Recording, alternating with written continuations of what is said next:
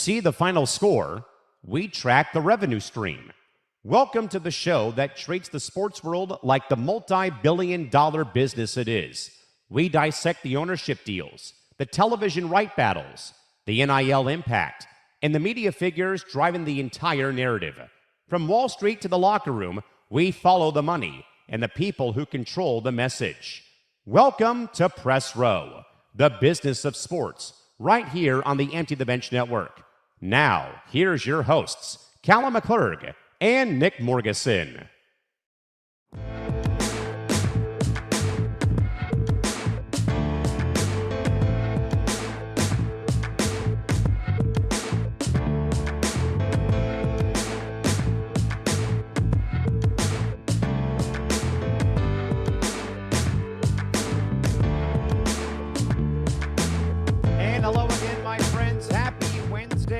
Welcome to the month of August, and welcome to the final day before Callan McClurg's least favorite sport of all time resumes their inaugural 2026 season.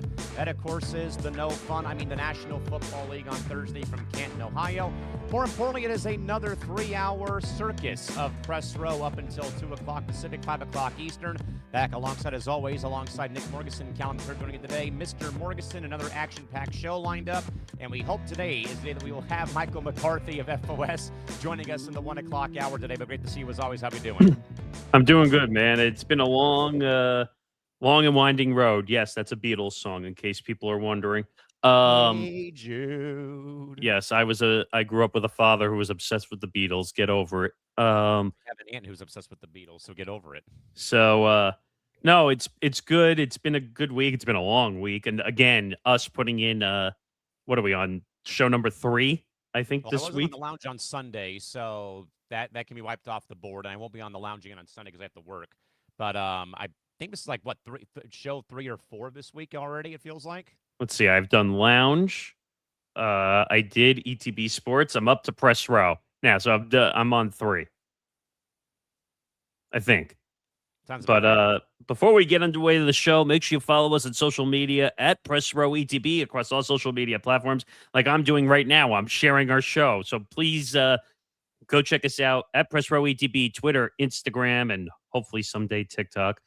At Press Row ETB. Follow the Empty the Bench Network at ETB Network, Twitter, Instagram, TikTok.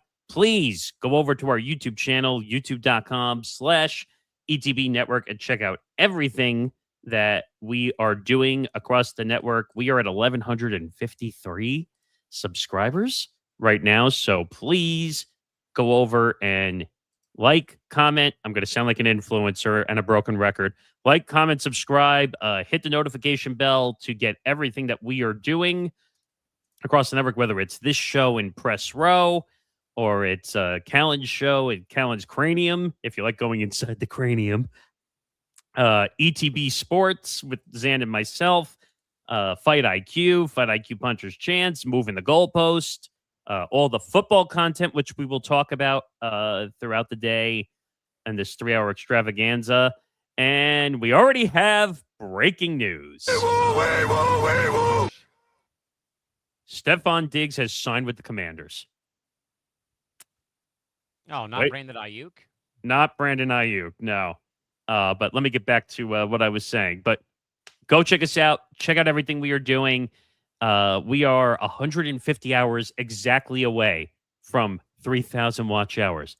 So please do your part. Go check out everything we are doing, and I promise you will not regret it. Like Callan started to say, we should have Michael McCarthy from Front Office Sports today joining us at 4 p.m. Eastern, 1 p.m. Pacific. He did apologize. He was on deadline for the Tony Romo story. But there's more to talk about now. So maybe sometimes they say it's a blessing and a curse. I think in this case it was a blessing because there's more Sophie stuff that has come out since then. There's more Tony Romo news that has come out since then. So we got plenty to talk about for sure. Now, to get into today's show, yes, we're going to talk about the Sophie Cunningham stuff. No, if you're looking for politics, go watch CNN and Fox News. This is not politics. This is strictly from a business perspective and how the protests have kind of changed the narrative for the W in a lot of ways. And I think that the national news, believe it or not, has blown this way out of proportion in a lot of ways. So we'll get into the Sophie Cunningham stuff. Obviously, Tony Romo placed on leave by CBS. J.J. Watt is now stepping in to the number one booth with Jim Nantz. Now, who's the partner going to be for Ian Eagle? We have no idea. So we'll jump into that. Larry Berg named the next commissioner of MLS.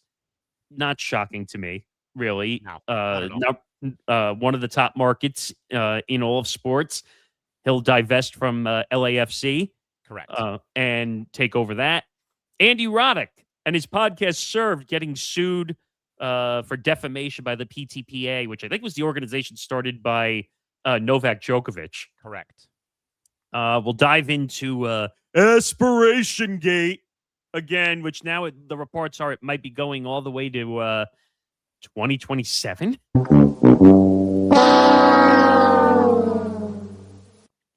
Jason McCourty hired for Monday Night Countdown. Much better choice than Ryan Clark, in my opinion. Netflix announces the broadcast commentary for the NFL Australia game. Victory Plus is under fire in a big way. DirecTV and EverPass managed to make a deal for NFL Sunday Ticket for bars and commercial venues. Mike Golick returns to ESPN and ESPN Radio along with his son Golick Jr. I did listen to the first show and it felt like they were back home all over again. Chewy, we're home. Exactly. Also, Greg Papa, unfortunately, facing another serious bout with leukemia, cancer. His career might be over, sadly. Yeah. Carl Ravage calling games still for ESPN after getting laid off. We'll get into what? Also, Bob Nightingale does it again. And yes, not in a positive way. Let's see what else we got. Wayne Randazzo calling out what was it? The Dodgers essentially, calling and out the Brewers for not getting Scooble. And we're not going to talk about the Scooble trade as much because we've already done that over three shows. We will actually re-air Chris Rose's rant though about the Scooble trade though, as I played for you on Cranium on Tuesday. Oh, there's plenty to react to. Don't you worry. What else we got here? That was pretty much it. And then we're going to add more to the Gianni Infantino story because we had some breaking news out of that, which I don't know if I would call it disturbing, but kind of not surprising. You know what I would call it? Clown show! Clown show! Clown show! Clown show! I'm going to dunk something. I mean, are we really that surprised, though? Like, come on, man. Like, it's politicking at its core. But we have a lot to get to. We have a guest to get to. So let's get to it. Well, Nick, we'll start off in the WNBA as, once again, Nick, no surprise, number of days that the league has gone without being mentioned on this network is back to 0 for the third day in a row. As more media coverage surrounding Indiana Fever guard Sophie Cunningham's public comments on transgender athletes has reached a new boiling point as former college swimmer and activist Riley Gaines has backed Cunningham at recent games. While now, Nick, the Indiana Fever's PR department has also been forced to manage intense press availability with pre-written, highly controlled statements, and also, Nick, as well, outside game venues on the road recently, active fan protests have erupted, creating volatile atmospheric conditions for both the Fever at home and on the road. The crisis has also expanded, Nick, to a recent game played in Seattle after one of the Storm's co-owners was suspended for 5 home games by her fellow owners after publicly branding fans supporting Cunningham statements as being effing insane, forcing the franchise and even the league to step in with league-level disciplinary action. But now, Nick, when franchise owners step outside corporate lines and attack the fan base over player commentary, how difficult does it become for WNBA executives now to manage league-wide crisis communications in a year, though, Nick, that has seen so much of this, though, day in and day out? Here's the thing, and there's been a lot of people on the fence with this story, whether it should be talked about, whether it should not be talked about. Here's the thing. Everyone has the right to their own opinion when it comes to what you feel comfortable representing of yourself in life. But the national media firestorm that has been caused by this story is, dare I say, worse than like what Vrabel and Rossini received Oh, from 100%. and I think the media won't let it go. This is one of those annoying stories, and not from the standpoint of is it an issue in life. Right. I'm saying it's becoming an annoying story where the media is going to every press conference that a WNBA player is a part of, and they're asking questions to the point where the Fever PR person basically stepped in and said, "Everybody leave. We're not answering these questions." Which, by the way, that's not the right response either. So both sides are wrong in this situation. Now, could you say Sophie maybe didn't think this one fully through because she knew it was going to cause a shitstorm behind it? But in her mind, she's Sophie Cunningham. She's a rock star attitude. She's going to say whatever she wants. And as a public figure, you can say whatever you want. Right. I don't know. She caused this. Like, I'm not going to say whether she's right or wrong, but she did cause this. Yeah, Nick, I just saw that on threads from one of my friends who, they advocate a lot for black and social injustice movements, and they advocate a lot for gay rights and whatnot. And the thread that they shared was that, the word you, meaning Sophie Cunningham, was all in caps. Like, you are the one who started this. This is all you're doing, not anyone else's fault in a way. Nick, can I, in a way, make this comparison? Why does this story now feel like we're sitting here 6 months ago talking about the backlash received towards the U.S. Olympic ski team in Milan Cortina, or even Nick, further back down the pipeline, the American tennis stars being pressed at the Australian Open by that influencer / media member about this whole entire ordeal? That now, Nick, that this feels like we have taken these two, put them into a blender, and now we have this mess now of a smoothie that is now oozing out of the top of the canister. That now we've reached an absolute breaking point, Nick, over something, Nick, that has never been an issue in the WNBA or in women's sports, except for one player who's been out of the league for the last 2 years, Nick, who's now a respected TV analyst in Leisure Clarendon. Here's the one thing I will say about that, though. The difference between what happened with that freelancer from The Athletic who showed up to the Australian Open, that was all his doing. He purposely went in with an agenda to ask the U.S. players, because it was around the whole thing with Trump and the election and all this stuff. In this scenario, this is the player in your own league causing this problem. Sometimes you can't control the outside noise that comes in from the media. This, you could have gotten in front of. And with that in mind, Nick, let me go back to what I told you or said to you last Monday or Tuesday on ETV Sports when I filled in for Zam because he had the tornado come through. And I wrote this into you guys, I think, too, on Tuesday this week, yesterday on your program. What has the WNBA, though, Nick, been known for 30 seasons? They've been at the forefront of advocating for things from a league perspective. Pride, gay rights, social injustice. This was the first league, Nick, before the NBA did this.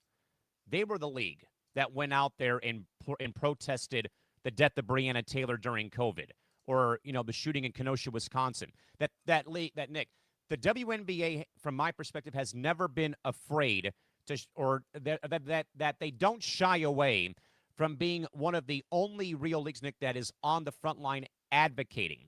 Remember, too, they forced out an owner who was not behind the BML movement during the pandemic bubble of 2020 when they were playing at the IMG Academy with Kelly Loeffler, who got axed from from her seat because of the players advocating for Senator Raphael Warnock back in 2020. So for anyone saying this is this is new news for the WNBA, this is not new news, Nick. That this league has long been at the forefront of get out there and vote.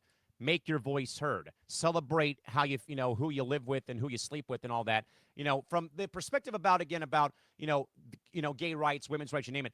This is nothing new, Nick, about this happening. And like I said to you last week, when you're playing in this league as a player, if you have maybe these different viewpoints, you have to also walk that tightrope ever so carefully about what league you play in, where you play your home games, where you play on the road, especially, Nick, like markets in Seattle and Portland who are also at the front line of being advocates for the gay community, much like the Bay Area is with Golden State.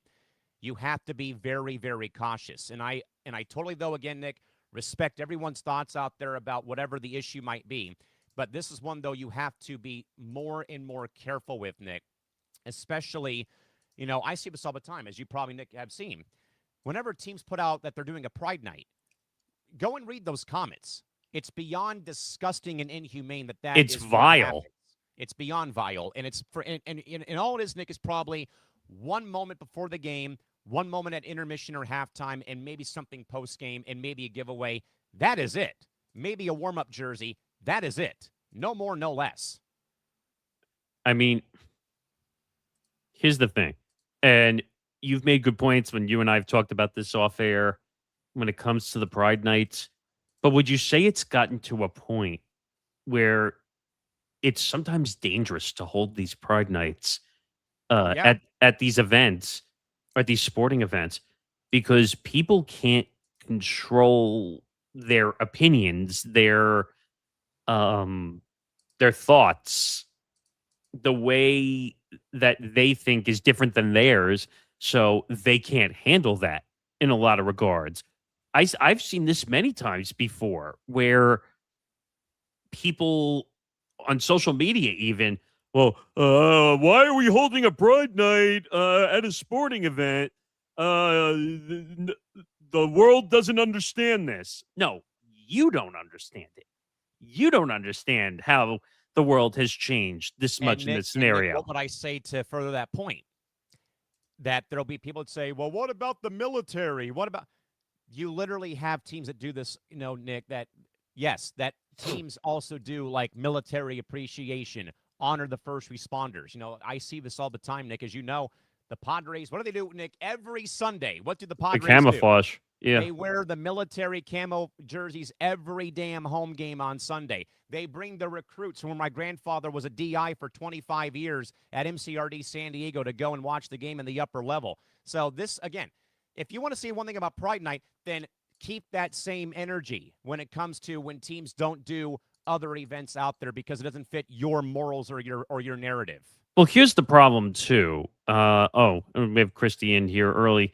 There have been people who lose their minds when someone has an opinion about that is different than your own. Yeah, that's what I was starting to say. Like, so people are going to say, but the military saved our lives, so that's why we respect them more than Pride. That's such a dopey reason. Like, I get it. We've supported the military across sports for as long as the military has been going out and saving us. I would say it's been more since 9/11. So, obviously, like when you and I, because we were talking about ideas and stuff on the content dungeon, just like when George Bush threw out the first pitch, I think in 2001, right before the World Series. Game 3. Game 3 of the World Series. And how that was a big deal, and throwing the perfect strike, and which, by the way, I think you couldn't have had that any other way. I just think that moment was synergy right there. Oh yeah. But you don't see people complaining about that, like that. No. we salute our first responders. Like, we do that every game. The Yankees in the 7th inning stretch play God Bless America. Every single game day. The Padres do that on Sundays. But we do it. I think we do it every 7th inning, and Yeah. I think maybe that's more a New York thing just because of what happened because of 9/11. But Gotta be. like, you don't think there's morons out there who say, why do we do this every single day? I'm sure there are. Oh, yeah. But here's the thing. So if you don't like what Sophie said, okay, don't listen. This is like a classic radio person thing, what I'm about to say. If you don't like what you're listening to, what do you do? The dial. Change the dial. Or just change the channel in today's day and age. But Sophie, like everybody else in the United States, has freedom of speech and the freedom to say what they want. And I think people don't realize how lucky they are that they have the ability Right. to speak freely. As Go you live mentioned with Zan on Tuesday. go live in a communist country. Go live in a place where you're not allowed to say what you think and feel. Imagine if you went to another country and you said something bad about the leadership of the country. What would happen to you? You'd Like, be chop suey. so I think people need to realize that in the good old US of A, that sometimes we have the ability to speak, but sometimes we don't use it the right way when it Yes. comes to representation.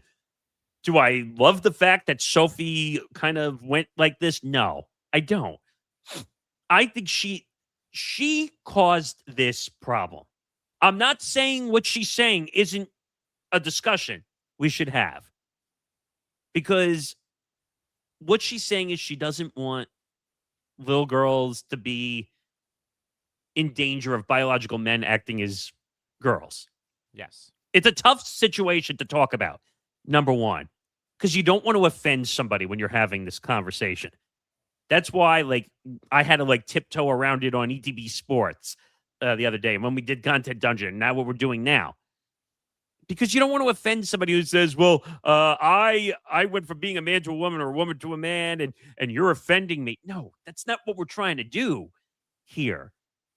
But Sophie caused this firestorm by even and I made the talking about it. mention, I want to say recently, Nick, that I happen to have a transgender colleague of mine in game entertainment up with the Anaheim Ducks, and nothing has changed. They're the same person. They still play the in-game organ, as well as they have, if not better, or what have you. But again, you just have to respect what people want to do with their lives. And if it doesn't directly affect you and your family, then get your nose out of someone else's business, as I said on Tuesday. The problem is, because we have phones and we have social media, everyone thinks they need to have a comment or an opinion about everything. I will When never you don't have to, folks. and I don't understand why. I don't understand why we believe that we need to have an opinion on everything. Now, we are in the content opinion business. That's what we do every week. But you don't see us going on social media and saying, well, we don't like that you believe in this, or you believe in that, or your religion this, or your race that. I don't understand why we do that. What was her name? The WNBA player who got the offensive comments and the person got fired from the hotel chain. Chelsea Gray. That was uncalled for, like, in every way, shape, or form. Like, why do you have to go there? First of all, if you're going in a player's DMs, okay, number one, that's creepy. Two, you're basically calling her what, N-words and all that stuff. Racist slurs because you're behind a photo of the beach, because you don't have the balls to have your actual face as your profile photo. I call that egg watching. Yeah. Because a lot of people will put their the egg instead of the actual picture of themselves. You know what? I understand where Sophie's coming from. I understand she's trying to protect girls. And then you told me yesterday that the video came out of her playing football, and now people are giving her shit for that. Like, it does look a little odd, I will say, ironically, that she's talking about it. And before we move on, Nick, at least today, that a video has been shared by FOS of Sophie Cunningham saying what I've been saying, Nick, the whole time. Here we are again, not talking about basketball. She might be the main culprit, though, Nick. But at the end of the day, are we worried about her thoughts about transgender athletes, or are we worried about how the Fever are making a run here in the top part of the standings? Actually, I'm glad you brought that up, because I think we should play that, and then we have to move on because we have a lot of stuff to do. But I have that video here, and I think it's important to listen, because she says it in such a way that it actually makes a lot of sense. I think that there's so much good going on in the WNBA. I think that basketball is being played at the highest level it's ever been. I think our team in specific, we are breaking history right now with the amount of points that we're scoring on back-to-back games. I think the Minnesota game, there's just so much distraction. I think the WNBA media, all we ever do is cover everything except basketball. And it's what are we doing? There's so much, you can talk about other things. I think those are great stories. I think it shows fans, who people are outside of the court. But I also think we got to keep the main thing. And I think when it comes to the Minnesota game, I think there is so much distraction. But like the matchup between Miles and Kelsey was phenomenal. Our team, I mean, that game in particular was a great game, and so I think that there's a lot to be said, and I'm going to let people just do the speaking for themselves. But for me, I want to get back to basketball. It's always been about basketball. That interview happened in February when I was asked a question, and so for me, I just want to, you know. Make sure that it stays, the focus stays where it should, because people are playing at such a high level. We have probably like 3 MVPs that could be MVPs on our team specifically. And so that's why I want to do that. No. So, wow, she's talking basketball. Who would have thought, right? Yeah, and that went to my point, though, again, that here we are, Nick, again, resetting the counter. Number of days without WNBA bullshit happening is back to zero. Because, again, all we have spent the last, 5 days on this network has been about things not involving the Fever playing Minnesota last week and how Olivia Miles is winning Rookie of the Year. Now, what I will say is, I think she was referring to Cheryl Reeve, right? That was wearing the shirt while during the game, and the but ESPN Sophie also made comments, though, to ESPN that it was nice to be able to have it in front of the entire audience, and it didn't happen after the game was over or behind closed doors, where it was there for everybody to see. Here's two people with differing opinions sharing their thoughts in a professional, down-to-earth manner.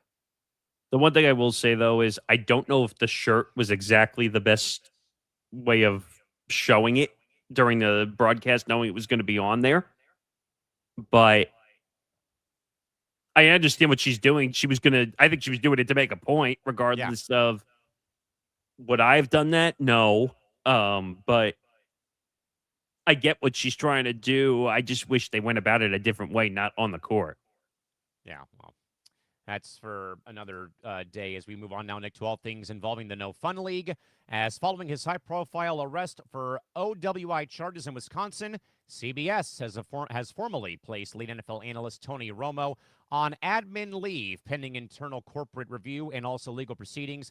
In a swift response ahead of the preseason broadcast, CBS has promoted J.J. Watt to the primary A booth alongside Jim Nantz. The sudden roster shakeup places Watt in the network's top commentary position while throwing Romo's lucrative long-term broadcast contract into uncertainty, involving the fact that CBS could use the morals clause in his deal to formally get out from underneath the contract.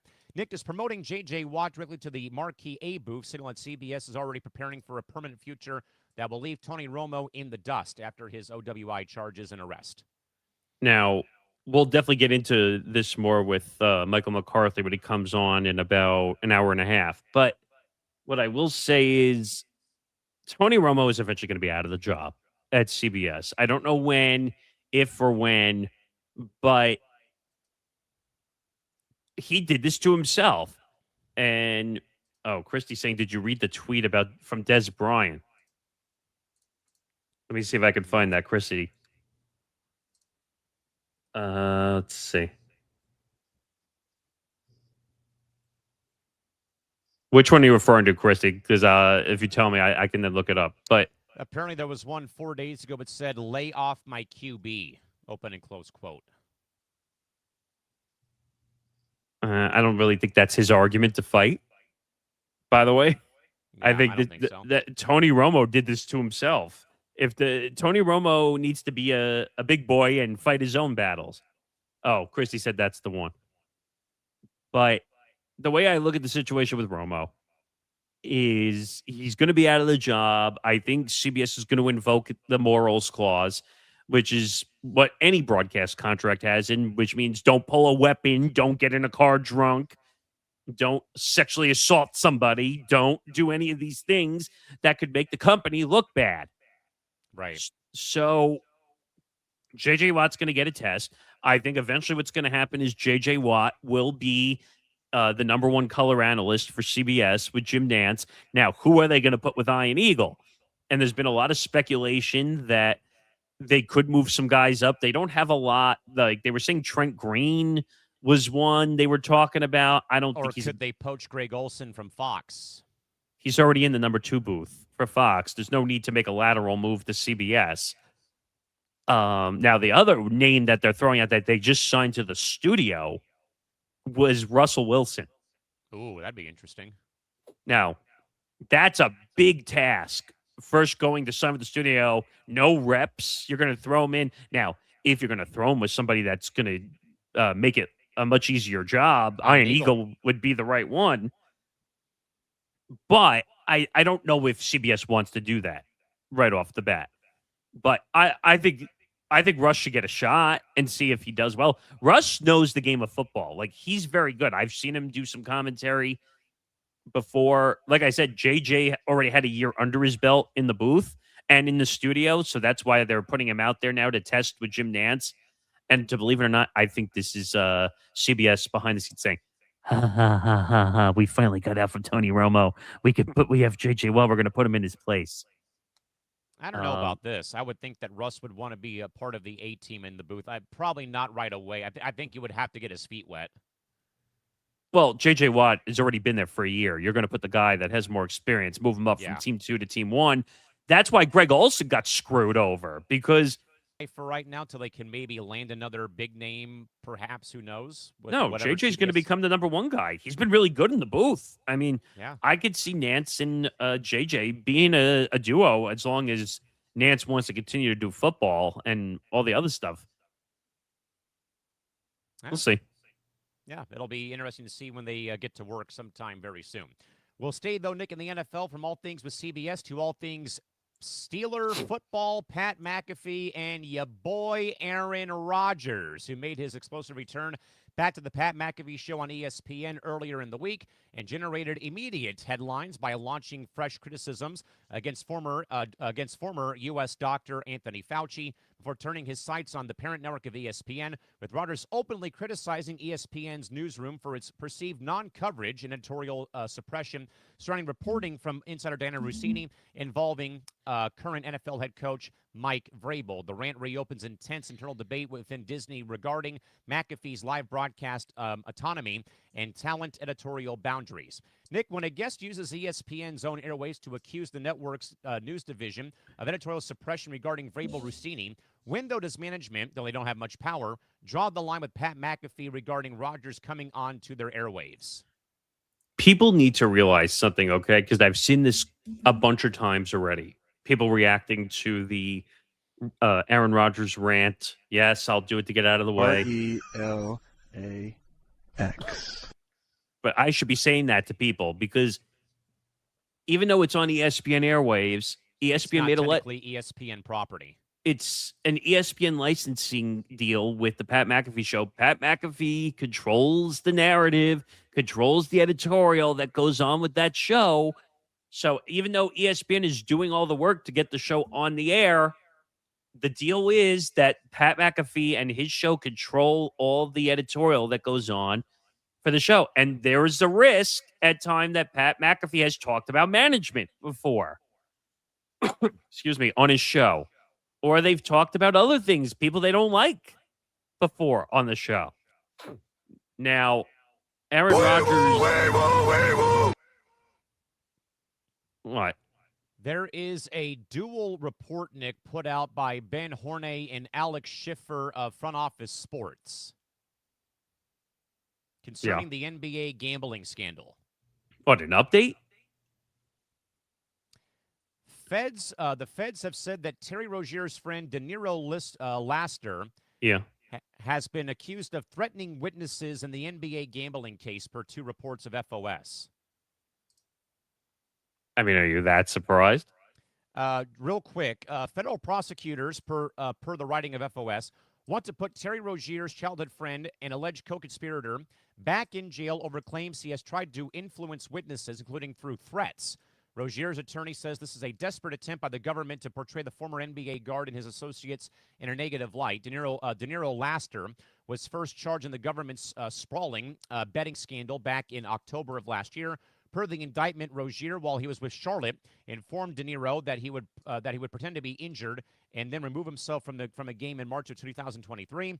Laster then allegedly sold that information onto multiple co-conspirators who bet the under on multiple lines for about $100,000. And also right now, Nick, this is interesting, Mr. Laster is free on bond, has also been in violation on the conditions of his release. per the government, which has accused him of obstructing justice and tampering with witnesses by trying to influence their testimony and also with intimidation tactics, including through social media posting. Why is this guy free on bond is my first question here. It's part of the legal system. They put them on bond, but if they act out, they end up back in jail. So it's a matter of, can they handle being outside the legal system without acting out? Obviously but unfortunately not. They act out, and he's probably going to end up back in contempt and end up back in jail. Now, I wish they would just put to bed. The NBA doesn't want to put anything to bed. They don't want to put the gambling scandal to bed. They don't want to put the aspiration scandal to bed. We'll talk more about that in an hour or two. But they don't want to put anything to bed. They'd rather just let the news cycle control everything, and they're just going to keep doing what they want. But to get back to this, ESPN knew what they were signing up for, making a licensee deal with Pat McAfee and his show. And that was that there's going to be times where it's going to be a little bit uncomfortable on the airwaves from time to time, where he's going to talk about ESPN executives, which he talked about Norby Williamson for a while when he was still here at the company. He's talked about other political stuff. He talked a lot about COVID when COVID was around. But I'm going to say something that you thought I'd never say before. Okay? I agree with Aaron Rodgers on something. What? And no, it's not the Dr. Fauci situation. First of all, he shouldn't have even brought up the Dr. Fauci situation and the COVID, something that happened 3 to 4 years ago already. More like 6 years ago, yes. Well, that's when it started. But I'm just saying, like, within the last 3 to 4 years, something that had already happened. What I do agree with Aaron Rodgers on is, why hasn't ESPN covered the Rossini-Vrabel story? Why hasn't Adam Schefter dropped a story? Oh, wait, because he's in business with Robert Kraft for a casino business. So Aaron Rodgers is actually right about something. Yeah. No? Yeah, no, 1,000%. Away from the Fauci commentary, again, I don't care about what happened 6 years ago. Again, much like, what I said on Tuesday on ETB Sports is that I could care less if you got a vaccination or not. It's up to you.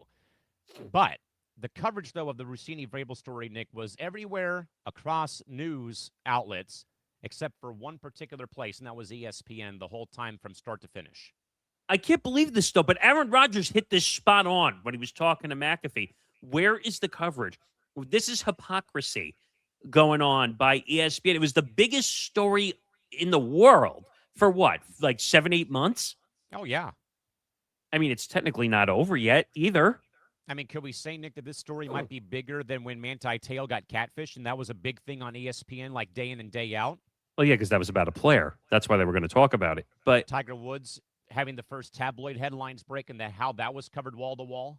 And ESPN was the one that broke the story. Yes. So how are those two any different than covering Rossini and Vrabel? Oh, wait, the NFL now owns 10% of our company. We can't do that. Give me a break. I will tell you right now, when we get to the end of the year and we talk about the biggest headlines of the year, Vrabel Rossini is going to be in the end of the year show. It'll be number one, without a doubt. But ESPN won't talk about it. But we will. Exactly. All right, Nick, from all things American football to Callan McClurg's preferred choice for football and Major League Soccer, the MLS Board of Governors has voted to name LAFC lead owner Larry Berg the new league commissioner, succeeding the great Don Garber, who will move into a new chairman role beginning January 1st of next year. Larry Berg, a prominent sports investor and co-managing owner of LAFC, takes the helm at a pivotal financial moment as the league aggressively prepares for a new media rights cycle, international expansion, perhaps, and corporate commercial integration following momentum of the 2026 FIFA Men's World Cup held in the U.S., Canada, and Mexico. More importantly, again, Nick, Berg has been one of the lead owners of LAFC since their founding in 2018, has turned the franchise from a $110 million expansion fee to a franchise worth $1.25 billion. They've already won an MLS Cup and also 2 supporter shields for being the top overall team at the end of the regular season as the number 1 ranked team. So, Nick, with Larry Berg's experience with LAFC, does appointing him the new commissioner signal that MLS is prioritizing franchise valuation growth and commercial rights monetization above traditional league administration once Don Garber does leave in January of next year? I mean, I hope they do. They need to focus on visual growth of the product and being able to fix it up. Now, I wrote it into you on Cranium last night that they need to run away from Apple TV as soon as humanly possible and Agreed. get on cable TV or at least a digital streamer that everyone can get access to in a way, whether that's like a Paramount Plus and CBS, or if that's ESPN and ESPN Unlimited and ABC on the weekends. I mean, they need to do something. Apple TV was the biggest failure in the history of MLS, in my opinion. And people are going to say, but Nick, what about that they were only 12 teams and they were almost bankrupt and all this stuff? Exactly. That's exactly what I would counter with is, they went from being a 10-team league to a 12-team league back to 10 and almost were out of business in 5 years. Yeah, but the one argument I would make is that it really was not a visual TV product yet at that point. At least it wasn't big enough to be taken seriously as a TV product. Now it is big and serious and can be taken serious as a TV product. And Apple TV basically detonated it into the ground to the point where people were saying, "Where's soccer? I can't find it." Right. Like, you really think I'm going to go watch soccer on the same streamer as Ted Lasso and The Morning Show?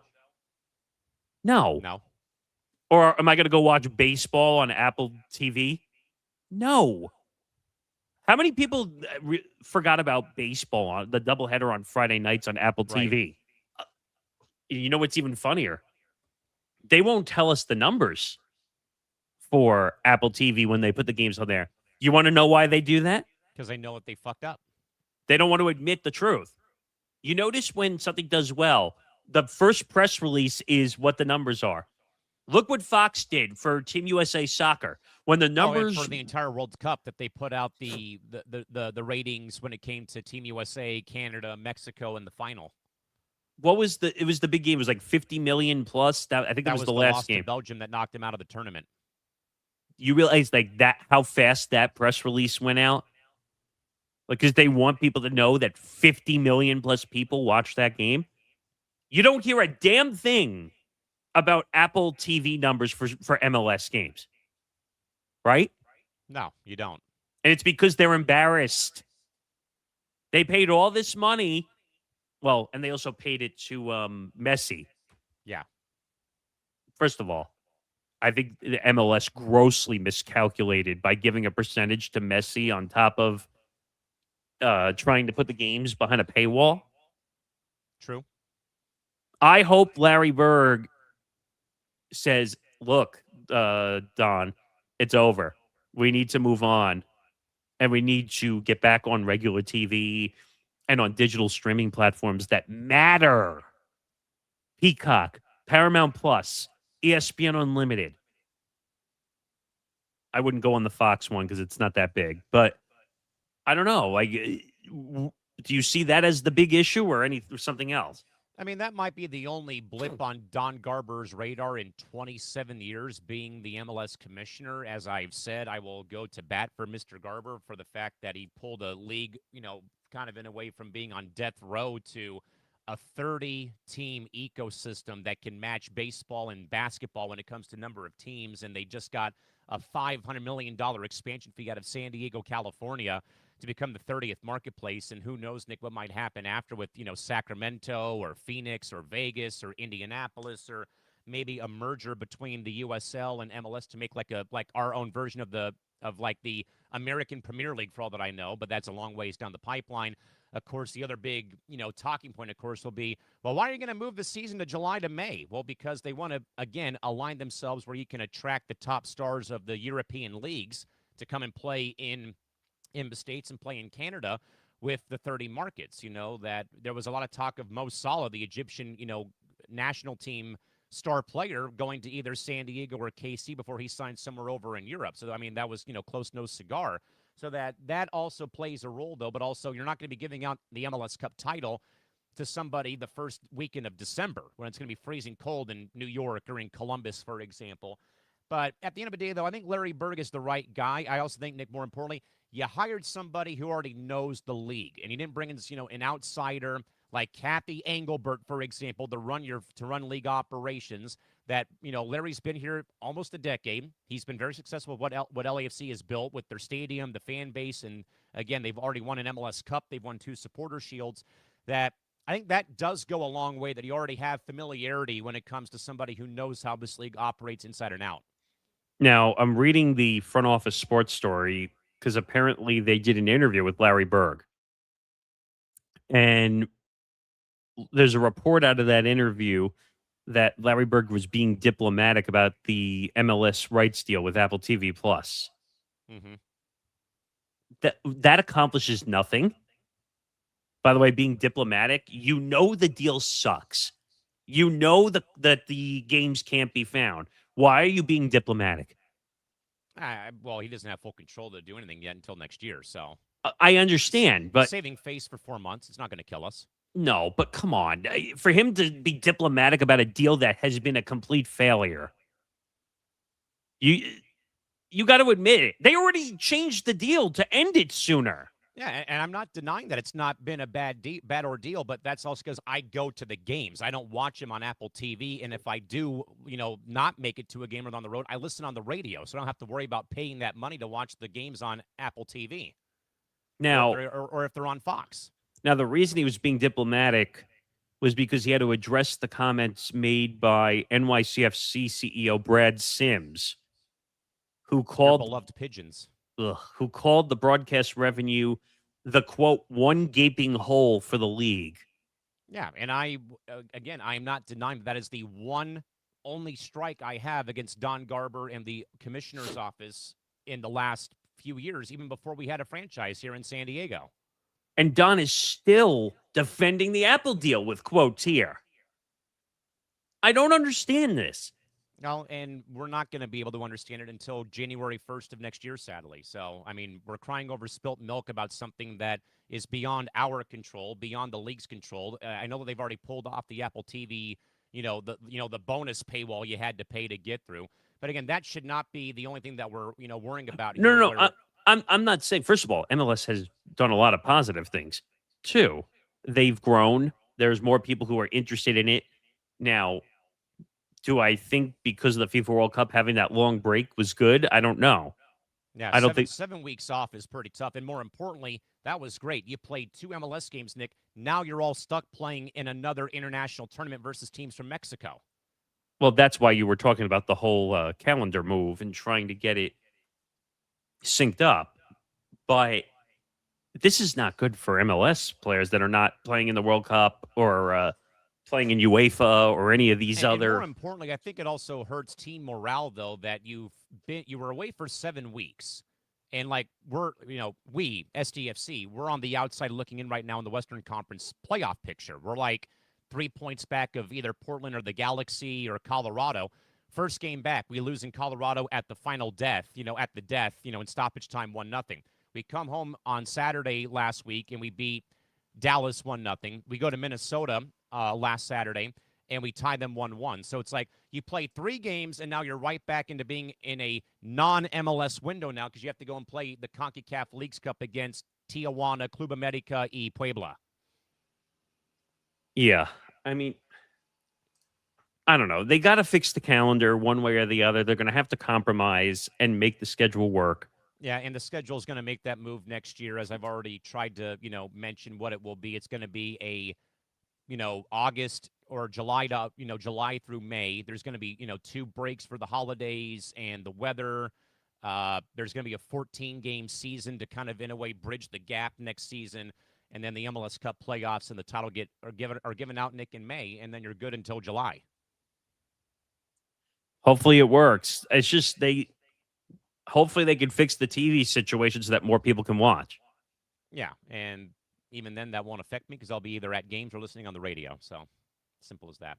All right, Nick, we'll get to some college basketball news. Very infuriating here from Boston College University, Nick, as the BC Athletic Department executives sparked broadcast industry outrage after firing longstanding men's basketball radio play-by-play and color commentary teams, including Kevin Collins and also Josh Mauer, because Luke Murray, the new head coach who worked underneath the watchful eye of one Dan Hurley, did not want anyone left over from the old regime over the course of the last couple seasons. Both Collins and Mauer, by the way, sat through 3 head coaches and 5 different BC athletic directors. Investigations, though, confirmed the decision was made at the direct request of the new head coach Luke Murray, who demanded a new broadcast presentation. Media worker unions and veteran broadcasters have also condemned the school for setting a dangerous precedent by allowing coaching staffs to dictate broadcast team employment.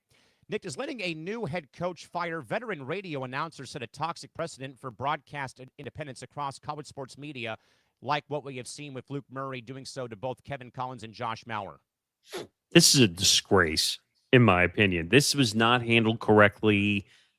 And because you don't like that the broadcasters were attached, or not even attached, that's not even the right word, just knowing the old regime, you're now saying you want to control the narrative essentially on the broadcasts of the games. And if they're attached, if you're like he's claiming they're attached to the old coach, maybe they're going to say bad things about you. He's worried about what the broadcast is going to say about him, essentially. Please, man. And I'm trying to find the actual story because I forgot to save it. But it's just ridiculous. When I told Callan last night that when I did LIU post games, when I called college basketball, I didn't always get along with the coaches because they sometimes didn't like the way I called the games. And I said, well, then play better if you want me to talk about them better. And I never once had an issue when I was working at Point Loma Nazarene for the 8 years I was there, when I was doing play-by-play for both basketball teams. There may have been one small issue, Nick, that popped up that I remember one of our coaches said, if you need to talk to us for the game about our game plan, please come and talk to us. That way that you have a bit more material to go off of. But they would also, listen to my commentary while they're watching film, and they really liked my passion for the game, my excitement level, and blah, blah, blah, blah, blah. The only other thing, though, Nick, I had an issue with was the coach who just left to go to TCU as an assistant, and I loved her to death, Charity Elliott. She was phenomenal coaching at LMU and at PLNU. My spot was at the far side of the table by the bench, by our bench. I would have to be like a golf announcer during free throws when we were at the line because I would get funny looks if I kept talking over the free throw shooter. What are you supposed to do, though? Yeah, I would just sit there in utter silence, apparently. Right, but you're supposed to be, you're not doing play-by-play. You were just calling, what were you doing, PA? No, I was doing play-by-play on Stretch Media back then. I wasn't doing PA at the time. So what are you supposed to do? Exactly. Where we were sitting when I was calling play-by-play of LIU, it was like sitting at the center of the scores table. Right in midcourt, yeah. But we were closer to the right, so I was always sitting behind our LIU bench, always. And if I ever said anything or I criticized a player, the coach used to turn around and just gawk at me. And I'll never forget the one story I will never forget. So there was a big moment in the game. LIU took a timeout. It was fourth quarter. There was about a minute left in the game, and the other team scores. They go up by 3, and I said, something to the effect of it was just a bad defensive set by LIU. And how dare you say that? And no joke, while we hit the timeout, we go to break, and because I couldn't take my headset off all the way because I had to be listening for whatever, but I put it down, and all of a sudden, the coach comes over and starts yelling at me during the timeout and says, "How dare you criticize my defense?" Okay, coach, what am I supposed to do? Just say, "Oh, we'll get him next time. We get timeout on the floor, and we still have a chance." Come on now. And I said, "Coach, you guys just gave up the lead with a minute left. The set was horrible." I said, "What? We let him score to get the ball back." What do you want me to say? A ghost put the ball in the basket? And the coach was just getting mad at me. And I'm like, I said, go back to the bench and let me do my job, essentially is what I said. And she said, well, I'm going to go talk to the head of the radio station when we're done with the game. I said, you do that. What? I said, you do that and see how it goes. So in the long run, we lost the game because of defense at the end. Our guys hit a 3 to tie the game. At the buzzer, defense was the downfall. Buzzer beat a shot. We lose the game. I call the defense out again for not blocking the shot, or at least putting a hand up, at least. And the coach, so we didn't have like a post game, like we would do the commentary from the court. And I'm talking, all of a sudden, the coach comes up behind me, not in front of me. And it was almost like a creep situation. Like she was standing behind me. And my color commentator was like, look behind you. And I'm like, oh, coach, nice defensive set at the end of that game. Clown show, clown show, clown show, clown show. So I said, would you like to sit down next to us and talk about what happened the last play? We were doing the public. And no joke, she drops the biggest F word on our airways. I am not joking. And I said, Coach, are you kidding me right now? Said, well, that's what you get for being an effing moron. And then she dropped the headset on the floor and walked away. What? And this is why, the only reason I tell that story is because this is kind of that same thing. Yeah. Where the coach thinks they control the narrative. And they don't. It's the school that controls the narrative. Now, unfortunately, when you get into the higher level, like college football, college basketball, what is the name of that company? Learfield Media. But the other one, the IMG or whatever. IMG. Or Learfield. That's the other one too. JMI. So Learfield and IMG are the ones that like control all the broadcasts for the schools. That I think that's wrong. I think all the schools should be doing their own broadcasts. Because when you're honest, it's almost like being part of a syndicate, even though it's local for every broadcast. You're controlling the narrative that way. Learfield decides who they want on for the schools, not the schools. Wouldn't you want people who are at the school and part of the school doing the broadcasts? I mean, you would think, right? But this is a tail sign to people, and I'm telling you, for young people who want to be broadcasters and they want to call games at schools, be yourself, is what I tell you. And if people don't like it, tell them tough, I'm doing my job. Yeah. But it's not fair what this coach did to the broadcasters at, what is it, Boston College? Yes, BC. The coach should know better. You worry about on the court. Let the school worry about the broadcasting off the court.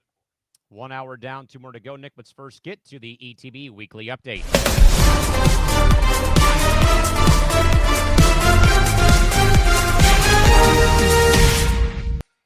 Halfway through the first week of August, NFL resumes tomorrow with the first preseason game from Canton. It'll be a absolute snore fest, but that's any NFL game for me if you ask me. But with that in mind, though, Nick, what do we have coming up, though, for weekly programming here on ETB? Well, coming up after us, we have Tough Enough episode 9 with Tom Albano and Zambando. That will be following us today. And I think that's it for Wednesday, right? Yeah. Then Thursday, a little bit of a switcheroo last time because I really don't want this programming flip-flopping with the NFL and college football coming back. What? Tom Albano will be pulling a double barrel action on Thursday. Okay, we're bringing in the righty. So Tom will be on MTGP with Nick DiMartino. Johnny got called into work again. So he'll be on MTGP with Nick D from 12 to 1 Eastern. And then Fight IQ Puncher's Chance will be Thursday at 3 p.m. Eastern Time. Because there is another, I don't think it's an international card. It's just that there's PFL, MVP, MMA, and boxing. And they all fall like Friday and Saturday. So he's going to do it Thursday. Bando's Breakdowns will be Friday for the last time, I hope. 3 p.m. Eastern, noon Pacific. Followed by UW, Unnecessary Wagers. And Connor and Nate should be back together for the first time in a month.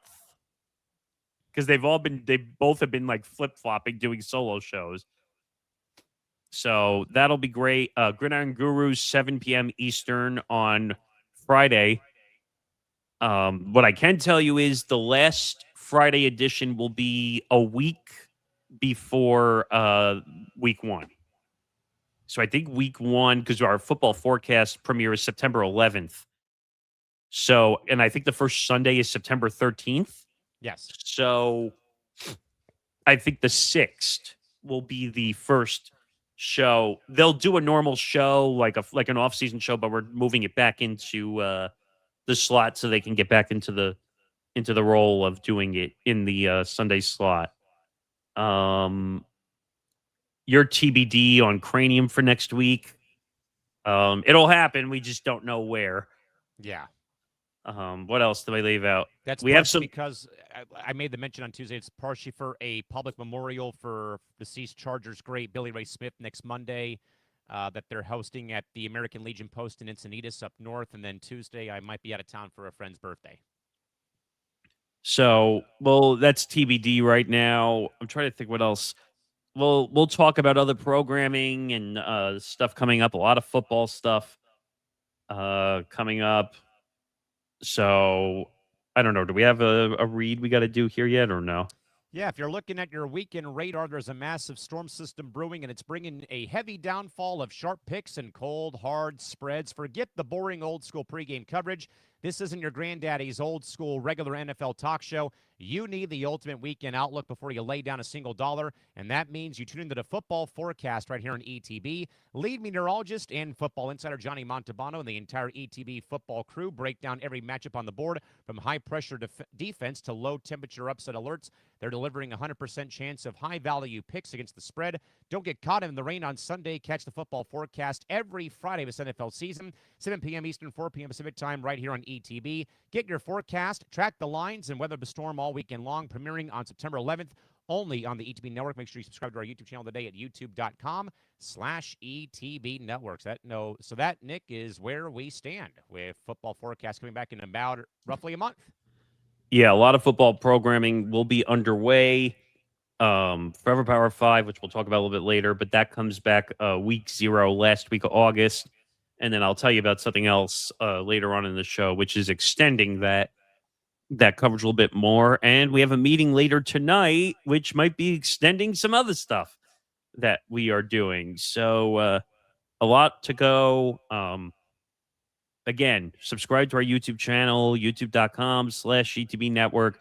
We are officially at 2,850 watch hours on the dot. 150 watch hours away from 3,000. That's a nice round number, isn't it?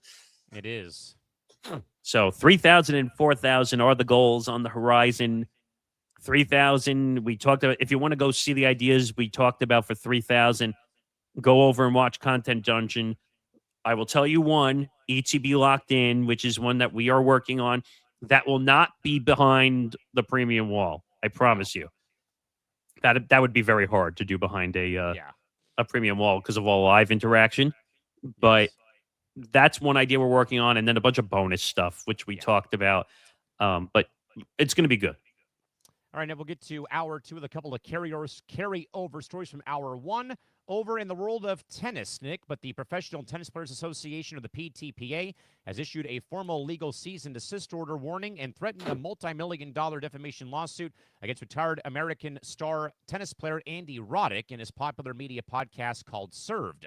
The legal friction stems from on-air commentary made by Roddick regarding the union's financial transparency, executive compensation structures, and also athlete representation practices, highlighting growing legal clashes between athlete-led unions and also independent sports podcasters. Nick, as sports podcasts become primary news-making platforms, will we see more athlete organizations use defamation threats to police independent commentary like Andy Roddick's commentary?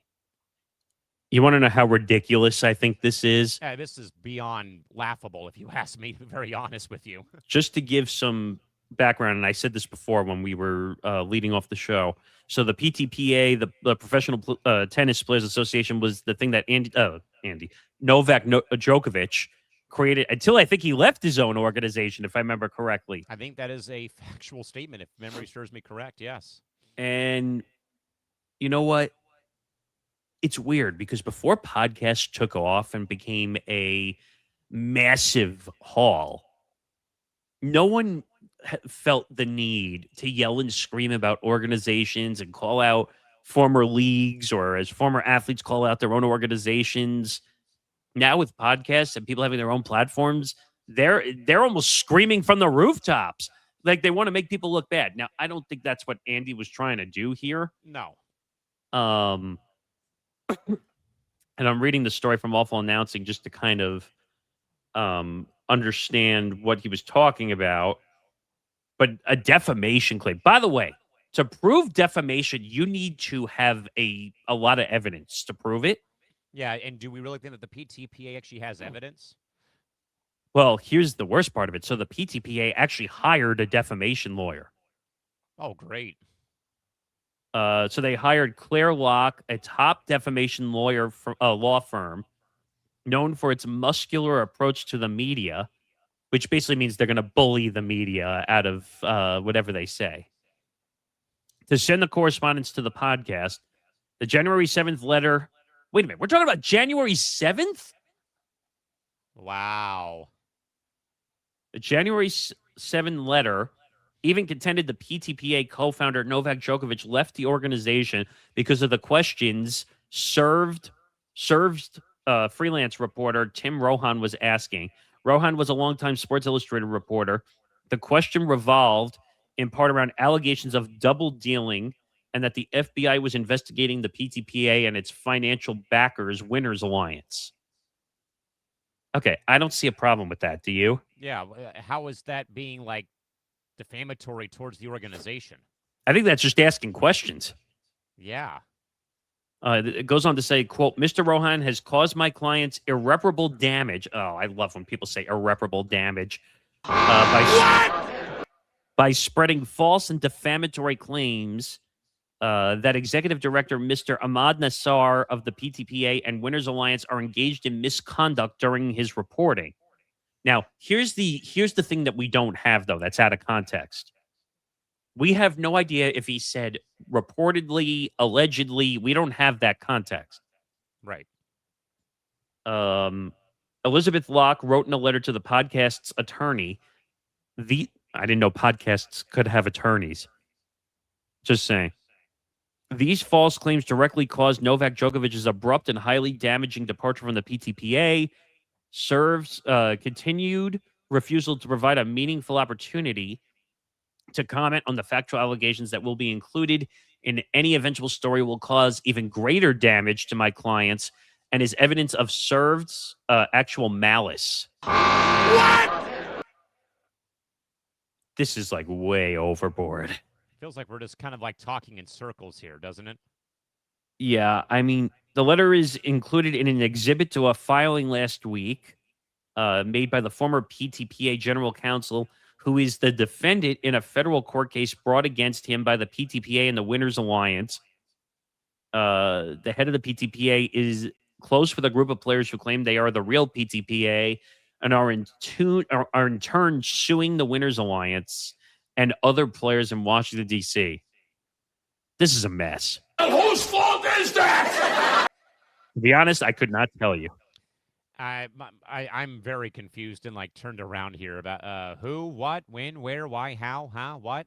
Where in the world is Carmen Sandiego? Do you remember that video game or that TV show? Yes. Where in the world is Carmen Sandiego? I think it was on PBS, I want to say. That's what it feels like, though. Like, where in the world is the PTPA? I could not tell you. I don't know. A representative for Served said he could not comment because the podcast is continuing its reporting on the subject. The podcast has not yet run a full story on the PTPA through Roddick after the Djokovic withdrawal, said that this does not feel like a story that will go away quickly, and that it's a big story when you have 25 friends, of which 8 actually care about tennis, texting you. It makes sense to me. Sorry, Michael K. I don't think I can on this one.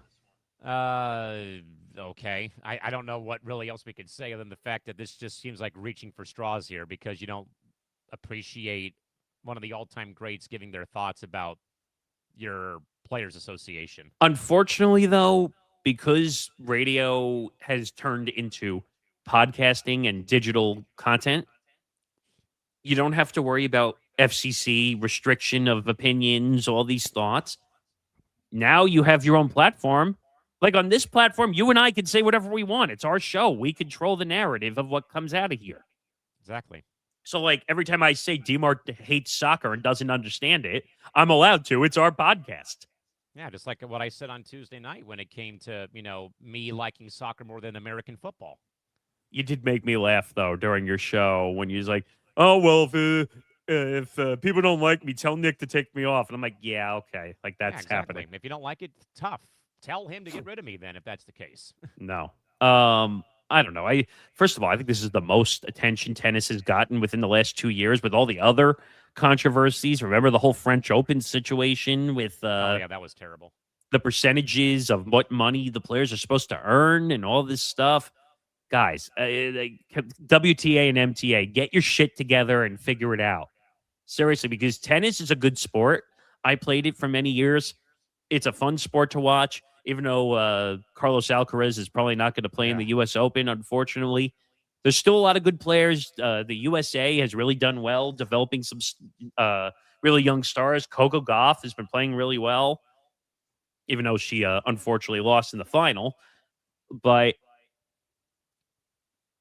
this is not good attention for tennis.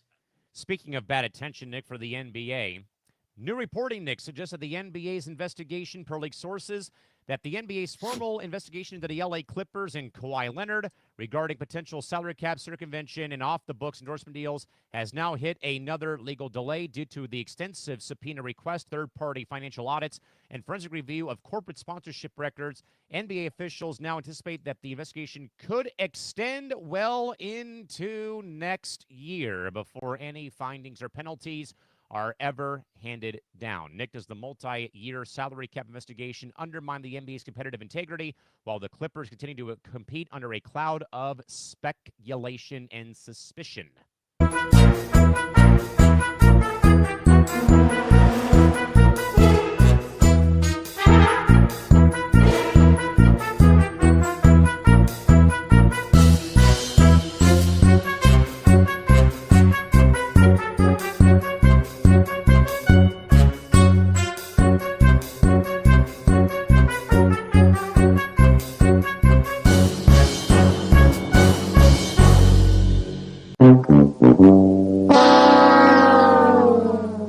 Because he's a raw pain in the ass.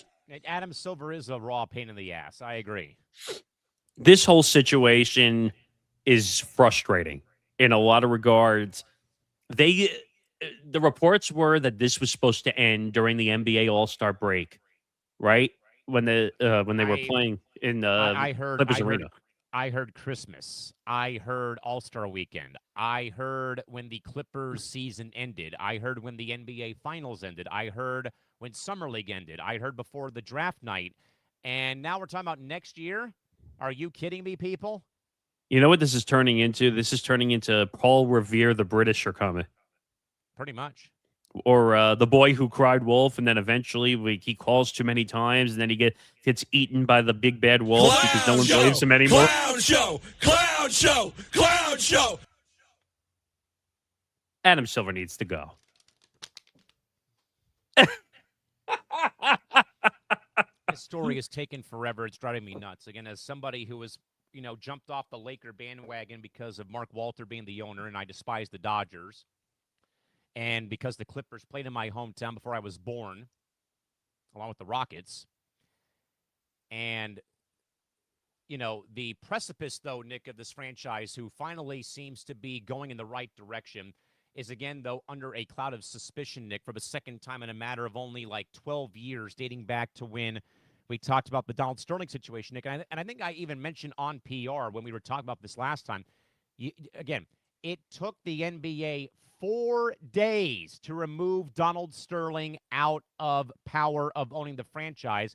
And now, Nick, we're talking about a whole nother year before this whole thing is figured out. Again, I get it. You have to do all your due justice, and that, this story keeps, adding more legs to it. But come on now. This is beyond insane, if you ask me. Yeah. I mean, it's enough already. You had more than, what are we on, a year at this point with the I think investigation? we're already beyond the year now, I think. More than a year is enough. Okay. I understand at the beginning they couldn't do much because maybe they needed to do a federal investigation. I don't know if they did a federal investigation, but an internal investigation through the NBA. But it's like I said before, the NBA doesn't want to handle any situation. They don't want to handle the gambling situation. They don't want to handle the Kawhi aspiration situation. They'd rather hide than handle these situations and be done with them. What do they have to gain by continuing to answer questions about this?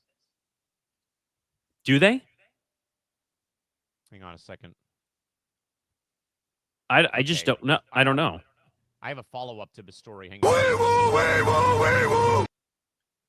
Yeah. So, Nick, this follow-up comes from WPRI TV in Rhode Island.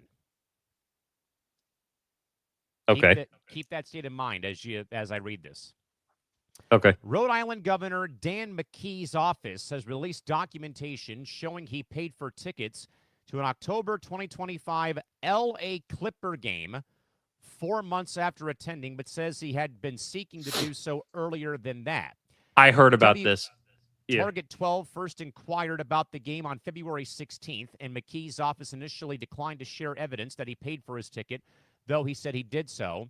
On Monday, however, his office released a record showing he was invoiced on February 19th, 3 days after Target 12's inquiry, and paid for the ticket on February 25th, which is about $659 in change. Now, why, though, folks, this is a huge thing, there is a leg to the story that Kawhi Leonard, Nick, became an investor in Rhode Island FC of one of the minor league soccer leagues in America. Him and his uncle. Yes. This is bad. This is really bad.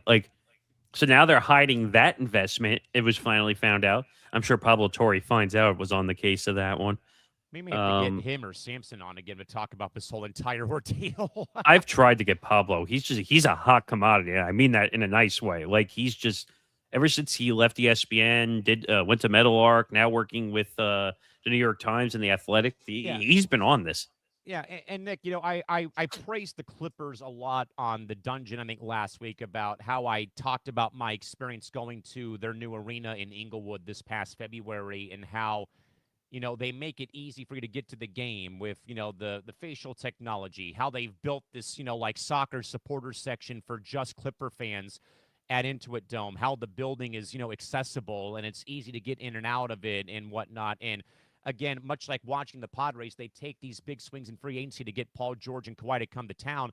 But again, it's all under the microscope now of potential circumvention of the salary cap. And it just, I think, again, adds another layer, Nick, to this franchise being a debacle. Again, going from Buffalo, coming here, going to L.A., that you can never get out of your own way, sadly.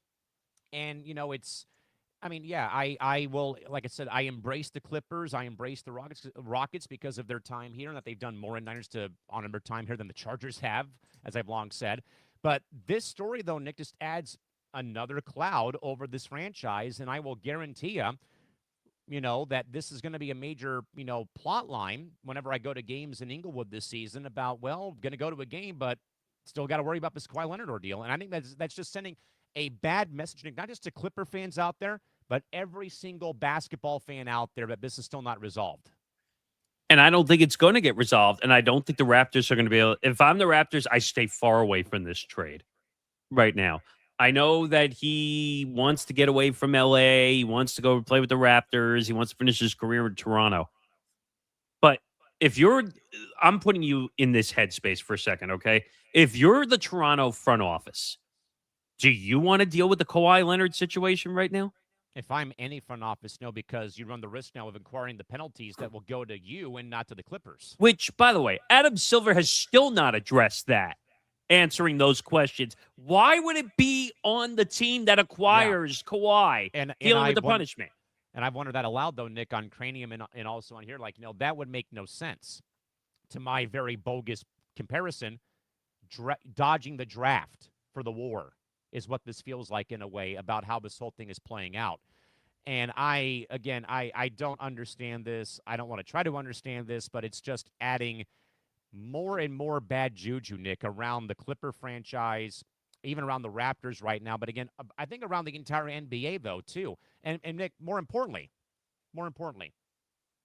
let's say they do all this work with these investigations and all these lawyers being hired. They find nothing. You left us waiting for a bubble. I was just going to say that. The last 2 years that we've been held in perpetual suspension, handcuffed to a chair, and we found nothing. So again, you spent all this time trying to find some nuance out there about the cap and aspiration and Ballmer and Kawhi and Uncle Dennis, and then you maybe find nothing. Yeah, I don't buy that. If they say they found nothing after all this investigation, I'm calling them a liar directly, because why would you spend over a year investigating to say you found nothing? And if that happens, Adam Silver should be fired. Never going to happen. I know it won't, but if you want to make baseball teams forfeit for not spending money, then you should make the commissioner have to resign for launching this long, dragged out, slow as can be, snail mail style investigation. And what if nothing comes out of it? Get out of here. But wait a minute. But would you say Rob Manfred has to resign for certain things that have gone down between MLB and the MLBPA? He should resign if they go into a lockout for the next 5 years. Okay. I mean, that's fair. By the way, I forgot to mention this off the top of the show. There is a statement from Live Golf that has come out today regarding that they somehow, some way found money under the mattress.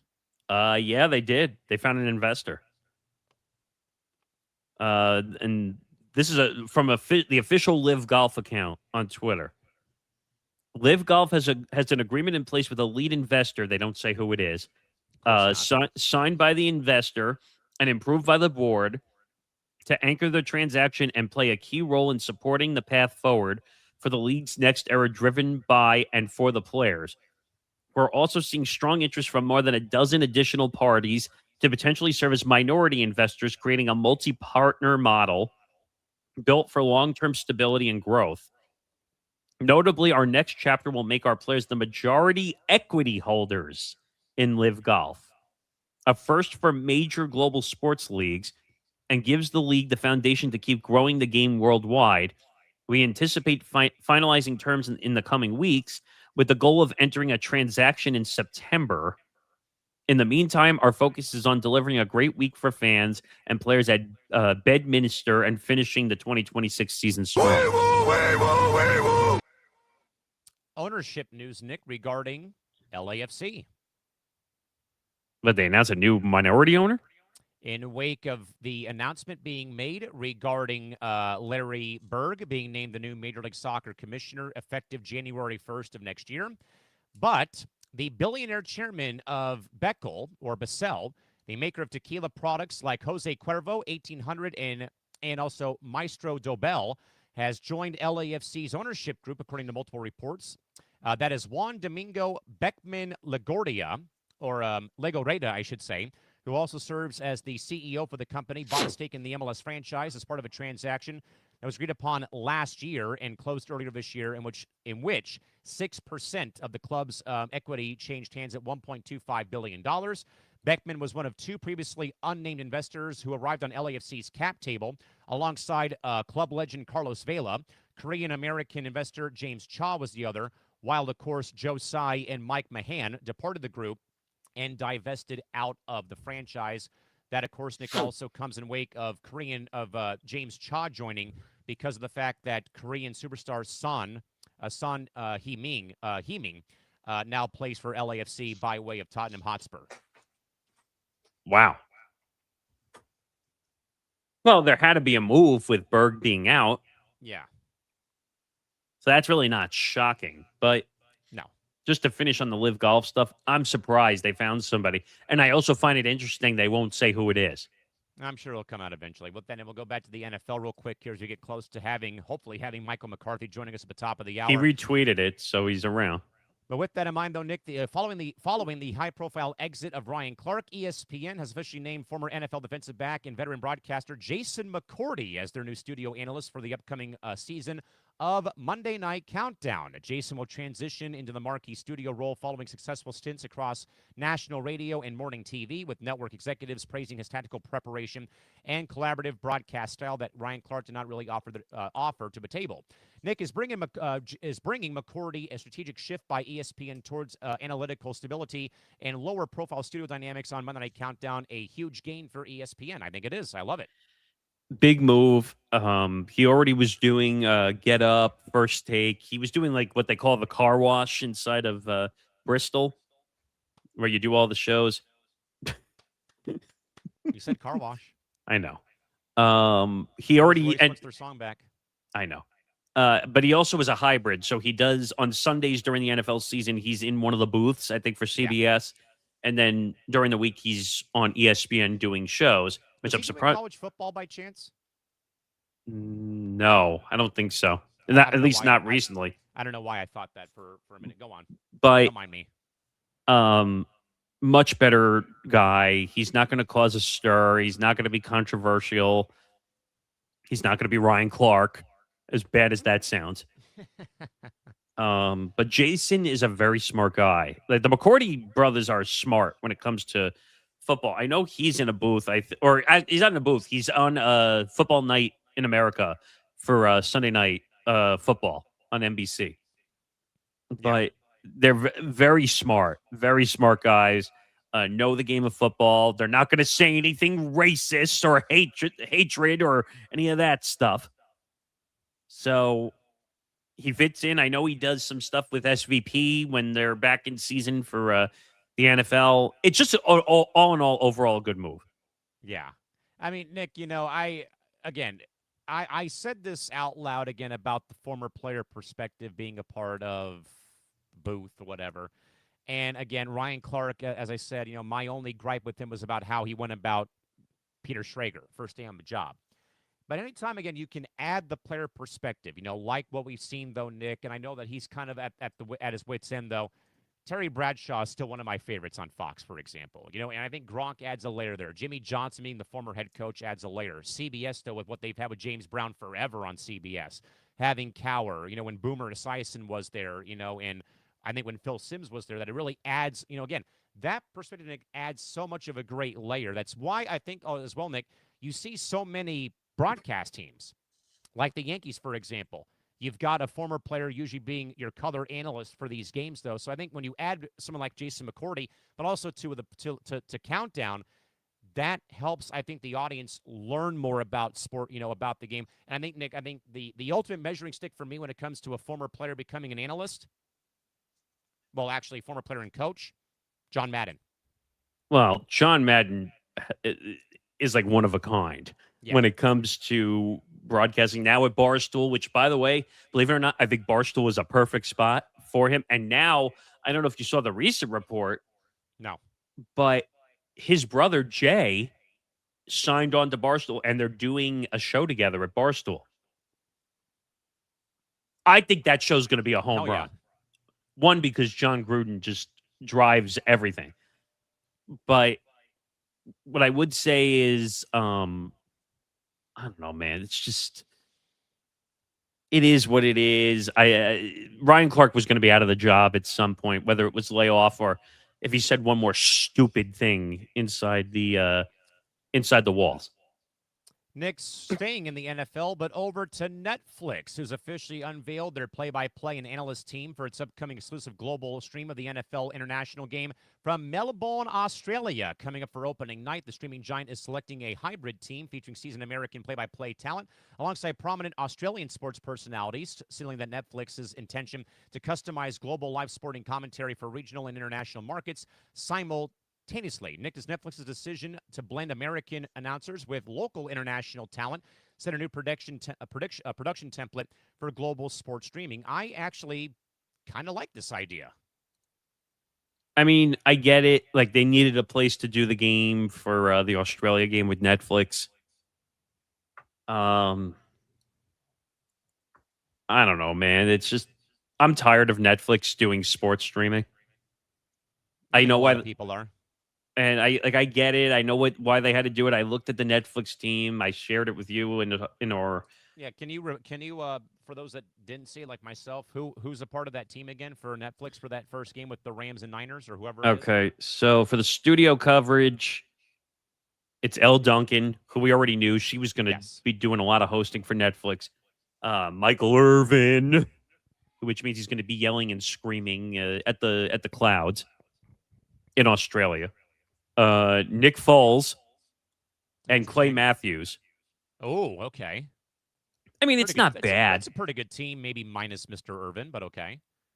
I think Netflix, well, because he now has the podcast called The White House. Original, buddy. Yeah, so original. So he's going to be on any Netflix game that they do. I'm sure he'll be on the Christmas games when they do those. So now, in-game. Okay. Noah Eagle. All right. Luke Kuechly.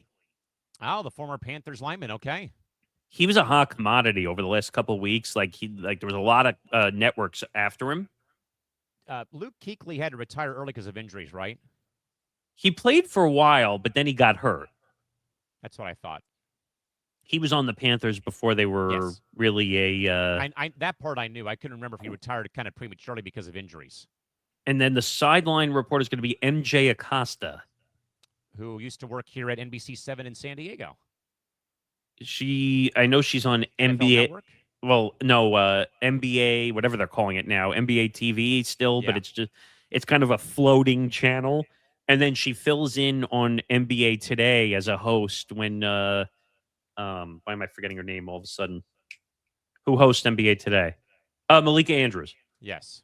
So she'll fill in and do that stuff. But MJ will be on the sideline with Noah Eagle and Luke Kuechly. It's not a bad in-game. I think there's too many analysts at the booth. 4 people at the pregame studio table. And forget it. On Christmas, they're going to have like 7 people. Including, I'm sure, Seth Rollins. Well, and they have Scott Hansen, who is part of the Netflix stuff. I don't know, man. It's just... Am I going to watch it? I might watch a little bit of it. But it's like too many people. Too many cooks in the kitchen. Yeah, I mean, that I think, though, that goes, though, Nick, with the territory of where the streaming giants have gone now, sadly, is about, this whole thing about you have to add, crossover with WWE, crossover here with, whoever the comedian was that was at the Giants-Yankees game, Bert Kreischer, whatever his name is. I forget. Bert Kreischer. Yeah. No, I don't watch that. Jameis Winston. Jameis Winston. I mean, how many? Is it a game or is it a Netflix billboard? Netflix billboard with a sporting event somewhere in the middle of it. What is that? What was the joke? Like I went to a game and a fight broke out. At a hockey game? I went to a boxing match and a hockey game broke out. Whatever it is.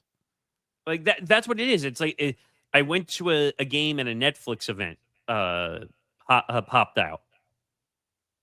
It's like, come on, man. Like, I get it. I know Netflix has money, so they were going to buy into games. You knew Amazon was already at the table. You know all these streaming platforms are at the table. But how about showing the game and caring for the game? How about no? Yeah, well. Nick, we'll stay, though, in media a bit closer to home, though, Nick. But, ouch, the board of directors for direct-to-consumer sports streaming service Victory Plus has terminated their CEO, Neil Grungener, effective immediately. The emergency firing follows a disastrous financial sequence where the platform defaulted on payments for the Texas Rangers, the Anaheim Ducks, and the NWSL, which forced them to unilaterally break their contracts, Nick, over a 15-day period and pull their live broadcast off the service. This one actually relates to a story that we were going to do in a little bit, but it just broke. It has to do with KNBR, and it has to do with Greg Papa. Oh no! No, it's not the worst. Don't worry. But KNBR is bringing back John Lund to KNBR. He was doing weekends on Westwood One. I think he still is. He's going to host middays. And Greg Papa and Greg Silver are no longer involved in weekdays. I wonder if that was made due to Greg's condition, to be very honest. Quick little open to the story here. Let's see. Changes are happening. Radio stations are changing up middays in a move that is sure to generate local reaction. John Lund is returning to the station to host the time slot solo. Oof. And John Lund's return signals the end of Greg Silver and Greg Papa's show. Part of me has to think that has to be about Greg Papa's condition. I feel bad for the guy. I really do. Absolutely. Bay Area legend, man, I'm telling you. But to just get rid of the show? Yeah. You couldn't do something for him? Maybe give him a weekend show once a week? Something? Yeah, we'll come back to that, though, Nick, in a second here, though. But to get back on track, though, Nick, does the catastrophic collapse of Victory Plus losing 3 partners for TV for media rights in 15 days prove that independent DTC streaming sports streaming platforms cannot survive without massive corporate financial backing, or even still having cable partners a part of their platforms? So this goes back to a conversation that we had when the whole the TV, the local, the RSNs went under. So like Seattle, when theirs went under, Cleveland's went under, Colorado, Arizona, Padres. Tampa Bay, San Diego, they all went under because they couldn't afford to pay the rights anymore for what was going on. Look what happened with the Braves that now have Braves Vision. Look at the Angels, who essentially bought out the FanDuel RSN and made it whatever they're calling. What are they calling it now? Braves Vision. No, the Angels. The Angels Baseball TV Network. But they basically bought out the FanDuel RSN, Yes. right?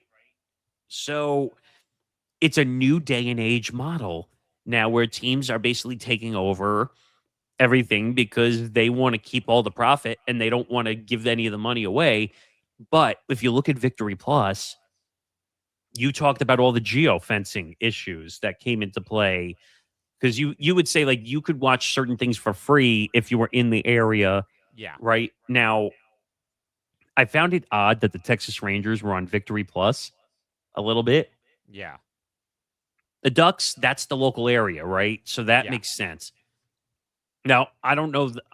Was the NWSL considered local teams or no? I think they had deals with, I want to say Angel City, which is L.A., and I think Chicago. But I think they also had select national games, though, too, on Friday nights or on Saturday. It wasn't like local area, which is part of the problem. Yeah, let me go and redouble check that to see what they actually have for the NWSL. Go on. But this Victory Plus story, they ousted the CEO due to losing all that money. I don't know. It's probably because they couldn't afford the money, obviously, because they couldn't afford the rights because the rights are so expensive now to own. What do you got? So what I'm gathering, Victory had local deals with Bay FC, so that's NorCal, the Bay Area. Right. The Washington Spirit, Orlando Pride, New Jersey, New York Gotham FC, and Angel City. Victory Plus would also be airing a limited number of matches for each team in local markets and also select national games over the course of Saturday or Sunday. Now, though, Nick, that is totally off the board now. Yeah, because they probably didn't make enough money to support paying the rights for those teams. So, by the way, for those that are wondering, this all began, by the way, July 15th. The Rangers were informed that Victory Plus, they would be exiting their deal right away. While the Ducks were reported to have similarly declined a renewal of their contract with the service. The Sports Business Journal reported that the streaming service had missed rights payments, what else is new, and had been unable to obtain additional financing. The Rangers moved their broadcast to Buzzer, effective immediately, while the Ducks have still, though, not announced their plans for the upcoming season, though its local games are already aired on both KCOP and KTTV, Fox 11, plus Victory Plus.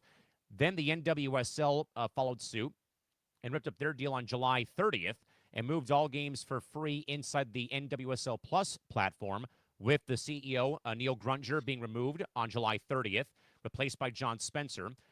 Further, SBJ noted that uncertainty surrounding a proposed centralized streaming platform deal for regional NBA telecasts was reportedly set to launch next year, which also dissuaded additional funding for Victory Plus, while both the Anaheim Ducks and the Texas Rangers non-exclusive broadcasts also hurt the revenue of the platform. Just sounds like they were moving too fast. At least the way I see it, I think they tried to... I cannot agree more, Nick, because it seemed like every other day that they were announcing something new, like they got Major League Volleyball, they got Texas high school football, the Major Arena Soccer League, volleyball leagues. They got the WHL up in Western Canada and in Seattle and Portland. Like they added a lot really quickly, and then they paid the price for it. Yeah, I mean, think about what just happened with the Gotham Sports app in my area, where they're closing down the app and moving all the New York teams over to the DAZN app, where mostly boxing and combat fighting is done. But I heard that it's not just New York. I heard they're getting involved with a bunch of things. And if you remember correctly, we read the report that the NBA local might be part of DAZN coming up. So Victory Plus is dead. I think it's going to be dead on arrival. And I think that you might see it shut shop probably, if it's not within the next 5 or 6 months, maybe a year. Oh yeah, I already got rid of the app on my phone and on my TV, on my Apple TV, because I'm not going to need it now. Now again, the big story now, Nick, for me again becomes what happens with Ducks TV in San Diego. We are still, again, San Diego is a part of the LA Orange County media market, and we don't get Fox 11 or Fox 13 down here. So we would have to, sublease it, or sublicense, I should say, to KSWB Channel 5 and then KUSI Channel 9, I would assume, because the Clippers have already done that when they've had select games on KTLA Channel 5 up in Los Angeles. Why don't you just do like what the Braves did with Braves Vision and create a digital network to put your stuff on and then just allow everybody to get action to it? Yeah, they're going to have to. They have to do something. I mean, the season starts, October 2nd. They got as crazy as that sounds, the NHL season is around the corner. Well, we also have an 84-game season schedule now. So there you go. Right, but I'm just saying they're going to have to get moving here. Exactly. They're going to have to do something like a Braves Vision, which, by the way, from what I understand, the Braves Vision is actually doing fairly well, from what I understood, and they don't have to share profit with anybody because it's their operation. If the Ducks took in the operation themselves, now maybe they can't afford that right now. Maybe that's part of the issue. I don't know. Right. But if they could find a small partner, maybe, and then said, we're going to create, now maybe not Ducks Vision, but whatever name they come up with, or Ducks Pond or something. Yeah. And just create a digital outlet where they could do everything, or a hybrid situation, maybe like where the Angels bought out their own affiliate and turned it into their network. I could see them doing that possibly and partnering with somebody. But Victory Plus is dead. I think they would keep KCOP and KTTV because they've already had a deal with them for the last couple of years. Well, yeah, they need TV. That's not what we're questioning here. It's they need to do something to protect their asses so that all their games get aired. That's the big problem that they're running into right now. All ESPN Plus has to do is get rid of the stupid NHL local blackout rule, and I'd be fine. But they haven't done so yet. But that's not just a you problem. That would be a problem for me in New York. Yeah. Like I wouldn't be able to watch it. Heck, the thing that just happened with the Yankee game on TBS, because it must have been airing on the Yes Network, but I wouldn't know because I don't get Yes Network. Right. So it's a matter of digital preference and trying to figure out what is the best way to get the games to everybody so they can watch. Yeah, exactly. Nick, by the way, Yeah. we have a naming rights story. I heard about. Is this the Chiefs? Arrowhead Stadium is no longer going to be called GEHA Field at Arrowhead Stadium. It's just going to be called Arrowhead Stadium. As it should be. Oh, did you see Johnny's tweet or no? I just saw it on Front Office Sports. Johnny wrote a funny quote tweet on it saying, "Oh, I'll keep note of that now for football forecast so I don't have to say the whole name anymore." Yeah, it's just Arrowhead Stadium now in Kansas City, Missouri. Hallelujah. All right, Nick, from all things hockey, back to Callan McClurg's version of football. No surprise, Nick, facing more intense pushback from European leagues, broadcast networks, and international club executives. Gianni Infantino has pulled plans to sell minority equity stakes in the FIFA World Cup commercial entity. The commercial retreat comes as football federations from Sweden, Wales, and England formally submitted joint motions demanding Infantino to resign, citing governance overreach and non-transparent commercial deal-making, which also comes on the heels, Nick, of an earlier announcement made on Wednesday concerning Infantino looking for either help from President Trump or even from Morocco to take the World Cup final and help save his job. But, Nick, with member nations openly demanding his resignation over commercial equity sales, is Gianni Infantino losing his grip on FIFA's leadership? I say hell yes. Well, let's add that in his breaking news because we saw that before the show. So the story that you started to tease there with Morocco. So this story broke by a platform called The Times, and Yahoo aggregated and a bunch aggregated it. So FIFA president Gianni Infantino is reportedly scrambling amid calls he should resign from his job, which he should, by the way. After multiple associations pulled support for Infantino, the FIFA president reportedly told Morocco it could host the 2030 World Cup final if it offers a statement of support for Infantino's re-election bid in 2027. You suck, you jackass. Oh, I'm sorry. That goes back to my point of politicking in sports, right? Oh, yeah. What the hell are we doing here? I mean, as if, Nick, that FIFA is corrupt. Again, as a soccer fan of this network like Trevor, we all agree, though, that FIFA is corrupt, and we're not saying that it's not. This is nothing new when we've sat through Sepp Blattner all those years ago, and now here with Infantino. But now, though, Nick, you've got three nations, including England and Sweden and Wales, now wanting you out. Then you try to call the president again in wake of the Flo Balogun red card snap. And don't lie about it. It happened. Yeah, don't lie about it. And now you're trying to get Morocco on your side to write a letter of recommendation, as I'm sure you've had to do with people and whatnot, to keep your job safe.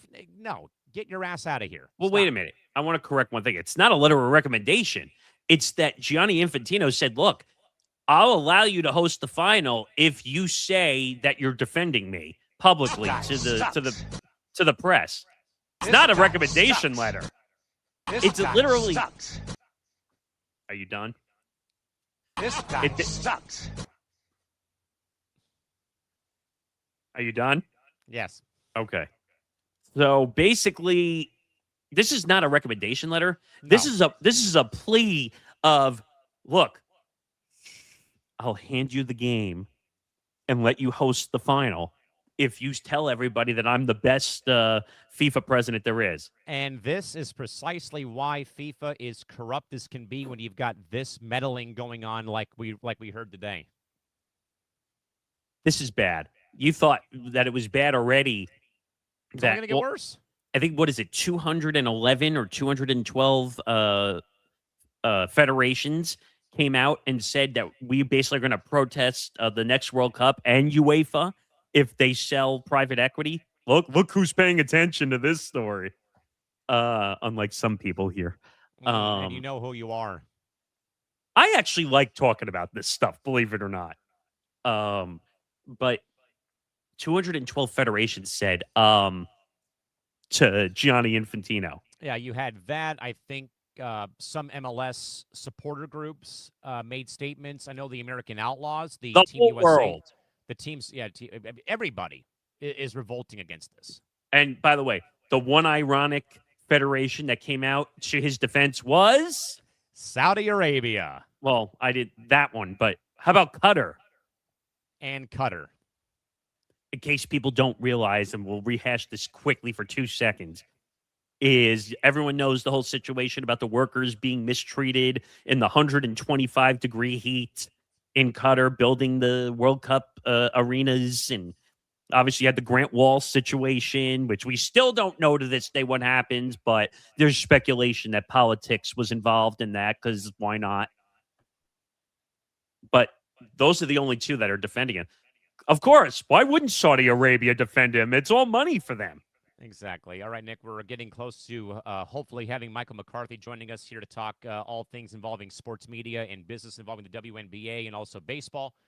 With that, Nick, though, more big news, though, in American football involving DirecTV and EverPass Media finalizing a comprehensive distribution agreement that will guarantee commercial establishments like bars and restaurants to still access NFL Sunday ticket feeds. The deal resolves months of venue anxiety regarding hardware upgrades and streaming bandwidth constraints, but also ensures that business establishments retain uninterrupted multi-game satellite distribution of the NFL on their screens. Nick, how critical was this deal between DirecTV and EverPass to prevent a massive customer backlash from sports bars heading into the upcoming NFL season? The NFL being greedy, color me shocked, right? Here's the deal. EverPass is actually a pretty significant product, and people don't realize that. Yeah. Because that's saving the bars, saving the entertainment avenues when people are out eating, diners, restaurants, bars, so that they can show the game, so they don't have to buy streaming packages and all that stuff. So it's a big deal that they managed to keep the deal. Now, of course, the NFL was going to be greedy and force all these bars and restaurants to buy cable boxes or buy streaming services to watch all the games. The NFL was actually smart, believe it or not, when they helped to develop this EverPass product, because it's a one-size-fits-all that has all these streaming products. Yes. NFL media news, Nick from Awful announcing. What? Disney has sold out the Super Bowl ad inventory already for the upcoming game. I saw that. I think it was ESPN, ESPN2, and ABC. They've all been sold out for ad space for the upcoming Super Bowl from LA next February. It's not surprising. I'm sure people jumped on that immediately as soon as they saw that. Most of it is probably ABC, if I had to take a guess. But ESPN will be number 2, and ESPN2. I'm surprised they're showing the game on 3 networks. I'm not surprised. Yeah, but ESPN2 is like on the lowest of the low when it comes to their channels. I almost consider if they could, every Disney and ESPN owned station would have the Super Bowl on it. Believe me. Well, all the affiliates are going to. It's part of how it works. But you're going to show it. I don't know if they're going to show it on ESPN Plus. I'm sure or ESPN Unlimited. I'm sure they will. I'm sure it'll be shown on Disney Plus. Probably. Yes. It'll be everywhere, to be honest. And they're going to get a much bigger audience, I think, out of ABC too. But to go back to this is a big deal because the NFL was trying to run away and make it much more difficult for the bars and everything. Yes. Basically, they fought back and say, hey, if you don't want people out watching the games, we're going to lose business. Precisely. Now, I know from an NFL perspective, it doesn't affect you, but let's take another sport. Let's say that MLS was not able to be shown in a bar or a restaurant or wherever you were going after a game. The odds would decrease of you going there, right? In theory. I'm not saying you would never go, but if you were trying to go out on a Friday, Saturday night to watch games, I don't know if that's when MLS has. Yeah, well, like tomorrow, I'm going to watch SDFC play Club America in the Leagues Cup at a local brewery in Poway. Okay, let's say that MLS was basically restricted through a deal and you couldn't watch the games because MLS made it difficult to put the games on. You you would go there more leisurely than to go see games, right? At that point. Yeah. By the way, Nick, for all the bases being covered for this year's Super Bowl, ABC, Univision, ESPN, Manning Cast on ESPN2, ESPN Deportes, ESPN DTC, and NFL Plus. I'm surprised they don't have McAfee doing something. Oh, I'm sure he will be. Unless he's going to be part of the big stuff, like on ABC and ESPN, maybe. Yeah. How do you not include? I'm surprised he's not in the press release. Yeah, I don't know. I mean, but this story though, Nick. I mean, I've long said this though, that the one thing that always scared me about the NFL, and I'll be serious here for a minute about this league, is the thing that always seemed to frighten me a little bit was all these like one-off playoff games on Peacock, for example. We still have it. Yeah. What if you go to a bar that is for example, a Chiefs bar in San Diego? What if the bar doesn't have Peacock, for example? Well, I think that's the whole reason for EverPass, because they can carry all the games and make the ability to show all the different games easier for these bars and grills and restaurants to show games. And most restaurants, bars, and grills have 4 or 5 TVs. They can put different games on. Like, or when I go to a Buffalo Wild Wings from time to time during the season. Like, for example, my post-game hangouts at Chili's after I work hockey games, you've got the big screen TV above the bar. You've got 1, 2, 3, 4. Then you've got, all the ones around the bar area. So, yeah, I get it. So they have to. They don't have a choice. And the NFL was trying to be greedy. Gee, color me shocked. The NFL trying to be greedy, huh? Right. I don't know, man. It's just where is it? They make enough money. I think the last time I checked, they're somewhere between $15 and $17 billion a year at the bottom line. So what? If you put it under your own watch, you're going to make what? Maybe another billion? Maybe. I guess that's a lot of money though for a league, right? Yeah. I don't know anymore. I can't keep track of what the NFL does. It's just like, they don't care about fans. They care about. But let me be fair. It's not just the NFL that doesn't care about like fans. This. Nobody. I love when they run these commercials for all these leagues, and they say, "Oh, we care about the fans and what they want." Okay, I'm gonna break some news for you right now. Okay, they don't give a crap about you. These leagues could give 2 craps about whether you're happy at a game, whether your experience is good at a game. Maybe the people inside the stadium care. Yeah. But the ownerships, the league, the commissioner's offices, they don't care about fans. Yeah, they don't. Exactly. All right. Should we introduce the guest since he's in the room? All righty, folks, we're going to segue over and get to some more of the nitty-gritty involving the sports media and business landscape. It is our distinct honor and privilege to welcome in our good man from Front Office Sports, their senior media reporter, the one and only Michael McCarthy, joins us here on Press Row. Mr. McCarthy, welcome into the program. How's it going today? Great to see you. Thanks for hopping on. Gentlemen, thank you for the invite. Sorry we haven't gotten it done sooner, but here I am with bells on. We totally get it. We know you were on deadline for the Romo story, so we totally get. But let's start there, since you and I were kind of discussing that during last show. Crazy story. Obviously, Romo gets caught for OWI, which made me think he wasn't operating a car; he was operating like a forklift or something. Yes. What were your original thoughts, I guess, when you heard OWI and Tony Romo? My original thought when I saw the video was, this isn't so bad. I thought, he didn't look hammered. He didn't give the cop a hard time. He didn't pull the, do you know who I am routine that, celebrities usually pull out of their back pocket when they get pulled over by a cop. So I said, this isn't so bad. But then when I saw the video of the garage, he looked bad. That was embarrassing. He's not following instructions. He's yawning.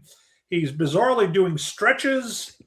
And you know how it is. The internet lives forever. Every time he has a mistake this season, somebody's going to pull out a meme and post it on Twitter of him looking disheveled in a cop car garage. So, and the other thing that worries me, guys, and for Tony's sake, is I've covered a lot of these scandals, right? Over my career, somebody gets screwed up, and usually there's this outpouring of support, right? He's a good guy. Can't wait till he's back. He'll learn his lesson. It's been radio silence with Tony Romo. The only one who stood up for him that I can tell is Jerry Jones. Where's Terrell Owens? That's my quarterback. Where's Owens? Not to belittle the seriousness of his situation, because, drunken driving is a terrible thing. And he could have potentially hurt himself or others.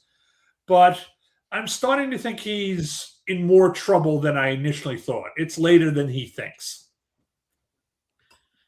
I mean, just looking at this situation from a whole, everyone's saying, oh, he's going to get fired. He's going to get fired. I said this on another show the other day. I don't think it's that easy. I don't think he's going to get fired. He's the #1 color analyst. I know the reports are that JJ Watt is going to be in the booth with Nance. I think this is more a tryout than just a trial run, in my opinion. How do you see the JJ Watt fit? And do you see that as the eventual replacer for Tony Romo? I mean, from what I hear, word on the street is this is a tryout for JJ. He gets some chemistry with Nance, Tracy Wolfson, see how they do. I hear CBS loves JJ Watt. And don't forget, he was the CBS new president. That was his first big talent hire, right? So network presidents are like sports owners, right? They want to hire their own managers. They want to reward people that they picked who do well because it reflects well on them, right? Look at my judgment. I went out and got JJ Watt, and now he's a #1 analyst. So you have to figure that in. As far as what could happen, I don't discount anything. I don't discount anything from CBS, exercising a morals clause and trying to save $72 million, to CBS demoting Tony to the #2 team and promoting JJ Watt, to basically saying, look, he made a mistake and he's still our #1 analyst. I think they're all on the table. I think CBS is trying to figure it out. Yeah, Mike, we have a question here for you from Christy Wilson, one of our loyal viewers and also one of our fellow hosts. She's wondering, though, Christy, how are you? Yeah, could Romo be having problems in his personal life? Just asking regarding about what maybe had gone down. Of course, we saw the video. We played the video actually on our show last Wednesday. I agree, though. He looked lethargic, very much like, dazed and confused. It sadly, Michael, made me think of the Tiger Woods video after he had the most recent rollover crash, how he was sweating profusely, could not keep himself, grounded or controlled, though. And we also know that he said he was going to see he being Romo, I'm going to see my grandparents. Of course, we found out that his grandparents have been dead for the last couple of years, though. But, Mike, any thoughts on Christy's question? Could he be having problems in his personal life? Wow. I mean, I'd hate to speculate on that, Christy. I mean, that's one of those things that's a kind of a TMZ type question. I'm going to stick to the facts, which is the police said they found an open container of alcohol in the car. And the police said he was driving like a nut, cutting across lanes, passing people on the right, et cetera, et cetera, et cetera. Does he have problems in his personal life? I don't know. I mean, everything you heard about Tony Romo up until this point has been positive. Yes. He's been a Boy Scout, right? He was a Boy Scout in Dallas, except for that Jessica Simpson disaster. Which I loved it because I'm a Giant fan, But he was a Boy Scout, and I've heard very good things about him at CBS. The one knock on him that you get, Jessica, is not problems in his personal life, but you hear repeatedly he doesn't work hard. He doesn't put in the hours. And maybe, that's due to his love of golf. I do know that he doesn't play the game. One of the things about being a #1 NFL analyst, to me, is you are now the face of your corporation, right? These are very, very important jobs. I mean, it used to be that Cronkite, the news anchors, were the face of CBS and NBC. Now I think it's the top NFL game analyst. And the really smart ones, the really good ones, Troy Aikman, etc., play the game. They're out there at the upfronts. They're schmoozing advertisers. They're schmoozing podcasters. They're schmoozing sports media columnists, telling war stories. They're accessible. Tony's not accessible. No, I'm not complaining, but I think if I was CBS, I'd get him out there more. I'd get him on Pat McAfee once a week. I'd put him on a podcast with Jim Nance once a week. I'd humanize him the way Fox does with Brady. With Tony, you just see him on Sundays, that's it. Then he disappears for the offseason. He goes off to the golf course, and that's it. Very fair point, Mike. I wanted real quick, Mike, to move over to the ESPN layoffs. I mean, Nick and I have talked about this, about we didn't really like how they went about the Ryan Clark ordeal with pulling him off the air early with, the last 10 minutes of the show. We're going to talk about Carl Ravage, though, a bit later in our program regarding the simple fact that now he's back doing some games for them. The League World Series is coming up, though. Mike, when ESPN, though, pulls the plug on Ryan Clark, for example, off air with that much time left in the show, how much, though, of that decision is driven by budget trim lines versus maybe corporate management finally putting its foot down on social media feuds? As we said, though, again, I didn't really appreciate how Ryan Clark verbally assaulted Peter Schrager his first day on the job, and how that apparently bled through the commercial break, though. Mike, your reaction to how ESPN, though, went about these layoffs and how they all found out via social media? Yeah, I'll take them one by one, because that's really kind of like three issues there. Yeah. Well, on the first issue, how they went about it, and I'm going to defend ESPN, right? Ryan Clark doesn't want to look down on his phone while he's on NFL Live and read a story. Hey, I just got laid off, right? So they were trying to soften the blow, I would argue, by giving him a heads up. On the other hand, why do you have Ryan Clark and Carl Ravage on the air the same day they're supposed to get laid off? Right. Isn't that pushing it a little too far? Yeah, agreed. Absolutely. Right. Absolutely. I mean, Carl Ravage actually learned from The Athletic he was getting laid off. And I just did an interview with Neil Everett. He was laid off by the Trailblazers. He read it in Forbes. I never even called him or emailed him. So I agree with you. I'm not going to bash ESPN on the Clark thing. I just think that, if you're going to lay these people off, don't let them get within, 10 feet of a microphone that day. Agreed. Let them know in advance. Give them a little dignity. Give them a little time to process it. Don't let them find it out in the media. That's, my own 2 cents in it. I mean, what's crazy about this is it almost has become like a yearly ordeal for ESPN to do these layoffs. Do you find it kind of coincidental in a sense that we keep seeing these 150 to 200 layoffs from ESPN, or is it just something that happens at every company that we're seeing? I think it's happening in every company in media. I think there's we talk about ESPN the most because it's the biggest. I mean, people don't realize ESPN has 5,000 people. I could take the entire CBS sports team and put them in one conference room. These network sports operations are tiny compared to ESPN, which is a global organization. So I think what happened is cord cutting and cord nevers have halved their amount of homes. They've gone from 100 million homes to close to 50 million. Imagine that. You just lost half your revenue, right? That means you gotta cut it somewhere. Second of all, these things always happen in the summer because the Disney fiscal year runs in the fall. So by the end of the summer, they have to, go on the bottom line, and the bean counters go crazy. And to answer your previous question, who decides, who's Zoom and who? I think it's a combination. I think, you have natural redundancies, right? ESPN merges with NFL Network. That's 2 Susies in accounting. You don't need 2 Susies in accounting. One Susie gets laid off, the other one keeps her job. The question is, who has some support in the boardroom? Who has some support in the executive lounge? Which gets back to your question a moment ago, right? They call it in the TV business, who has a rabbi, right?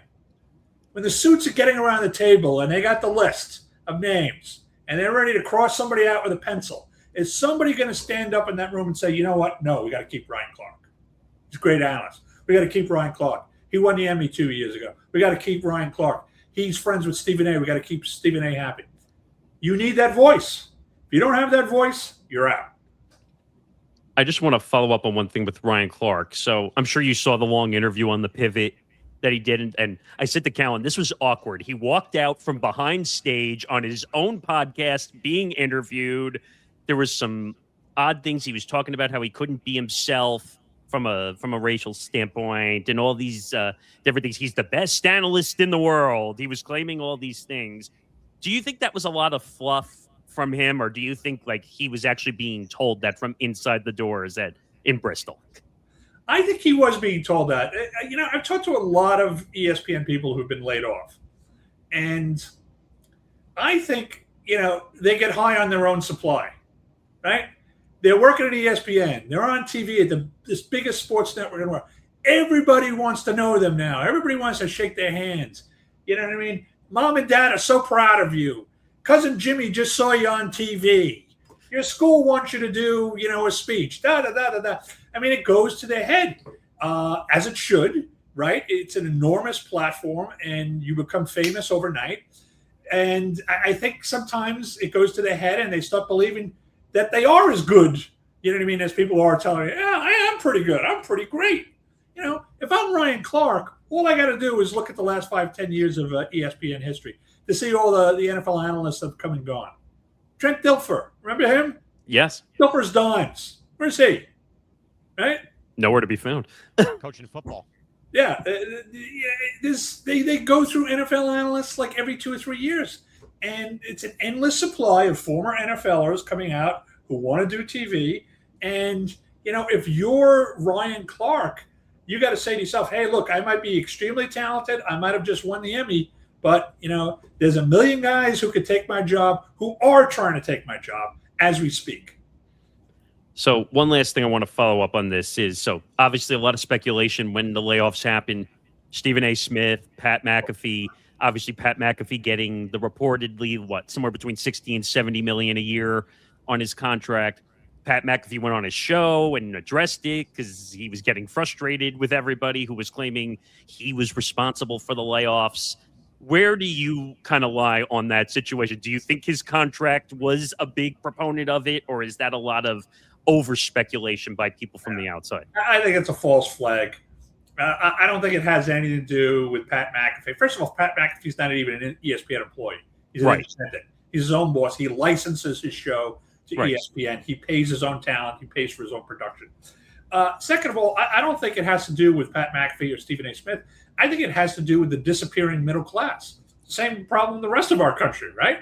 You got the 1%ers who make all the money, and then you got everybody down here who take all the, the benefits. And then you've got this disappearing middle class. You used to have a thriving middle class at ESPN. Sports Center anchors making $1 million, $2 million a year. John Skipper was handing out these contracts like candy, right?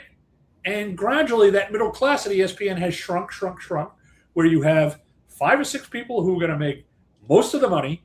And we all know who that is. Stephen A., McAfee, SVP, Greeny, there's 5 or 6 of them.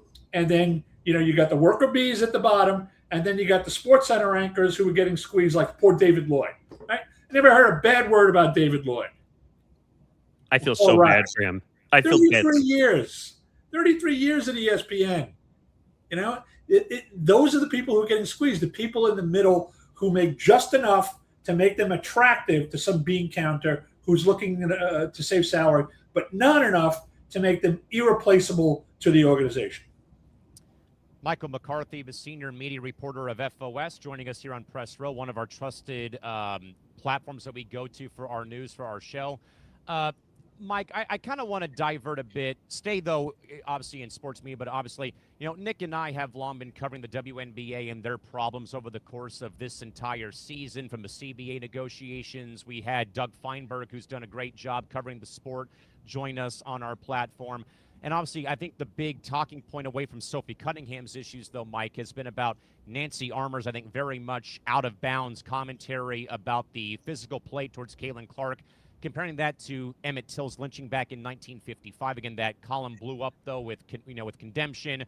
USA Today called it an opinion piece and did not take that entire quote out though. But of course, Michael, you're a longtime journalist. You of course also taught at Rutgers. How does this comparison, though, as extreme as invoking Emmett Till's lynching, pass through a multiple layers of editorial oversight at a major outlet like USA Today, where, again, we're comparing this to a basketball game? Yeah, I'm really wondering if an editor okayed that piece. I used to work at USA Today, just FYI. I mean, I'm going back 15 years ago, but I used to work there. And back in the day, newspapers had layers upon layers of fact checkers, copy editors, and these people would save your ass. You'd have some mistake in your story, and some misfit copy editor, who studied medieval folklore, and had no personal skills whatsoever. You could never put him in a room or, on a telephone with anybody, but he knows everything there is about sports. Would say, no, you're wrong. In 1932, Joe DiMaggio hit that. And they'd save your bacon. And I wonder if anybody at USA Today signed off on that piece. I wonder if Nancy is big enough, or Christine Brennan, who's her counterpart, are big enough where they just write and the thing goes through. Because USA Today doesn't have the money to pay copy editors anymore. Those are the people who are the first to get cut, right? And that's why you're seeing so many mistakes in copy. That's why you're seeing so many mistakes in social media. Not that I'm trying to knock younger folks, but the younger folks are the ones who do the social media accounts. So they're trying to come up with something pithy and, wild that'll grab you. And, right after the Nancy Armour thing, the USA Today puts out a tweet saying that Caitlyn is missing, some big event because she's getting her hair done. I mean, talk about stepping on a rake, if anything to do with Caitlin Clark at that point should have been vetted by the editor-in-chief. And then boom, here it comes again. So I don't know this for a fact. I haven't talked to anybody at USA Today in years, but I do know that across the industry, copy editors are getting wiped out, editors are getting wiped out, and that's why you're seeing these mistakes. As for the column itself, I agree with you. It was egregious. It was lazy. You're trying to connect Emmett Till's birthplace of Chicago to the WNBA, cited WNBA All-Star game. It was just bad. And, USA Today was ratioed for it as they should have been. Yeah, and I think, Mike, my last one before I give Nick the floor back here has been another thing that we've talked about a lot is the mounting friction between the WNBA players and Commissioner Kathy Engelbert. And we've been long documenting that as well on here. It's been a never-ending circus with this league. That, again, I've been a big supporter of since 2008 when Candace Parker got picked to come to L.A. in 2008. But I think, though, as well, though, Mike, that obviously you've covered way more commissioners than we have on our, on our platform. But though, Mike, when a players' union leadership and stakeholders of franchises in the league start to raise doubts about the commissioner being fit to lead the league forward, how fragile do you think now that Kathy Engelbert's leadership is right now, and does she perhaps not survive after the season does in fact conclude? I think she's hanging on by a very thin thread. Adam Silver is giving her the proper support during the season. Several stupid things there. One, as you said, she sort of demeaned herself. Well, PR told me, what are you, Joe Biden now? Saying you're the press spokesman won't allow you to speak. You're the president. You're the commissioner. You make that decision. Number two, you mess with Dan Patrick. Guy's a legend. You don't commit to Dan Patrick, then back off. He doesn't give a shit. He's out of the industry in 2 years anyway. He'll blast you. All you do is give him an opportunity do a whole show tearing you apart. And then three, to make matters worse, she's chipping and putting yards from the Dan Patrick set. I mean, why don't you rub salt in the wound? So Dan can't get you, but you can, shank a ball into the bunker over there when you're getting ready for 9 holes. Come on. She was looking like me on the golf course after a couple of cold ones. Own goal, complete own goal. And, either she's getting terrible media advice or she's not listening to it. And I tell you something too. I've covered a lot of people who get great advice and don't listen to it. They may blame their PR person in the end, but in the end, You know what I mean? If you've got a dumb client who won't listen to the doctor's orders, you know what I mean? You can't blame anybody else when that client gets sick. It's your own fault. I'm just curious. Did you have any thoughts or idea for who could be the commissioner of the W? Or has anyone at FOS had some speculation on who the future WNBA commissioner could be? That would really be a question for Callan. Callan, he's our reporter who covers WNBA. You guys probably know him, does a great job. Yeah, great job.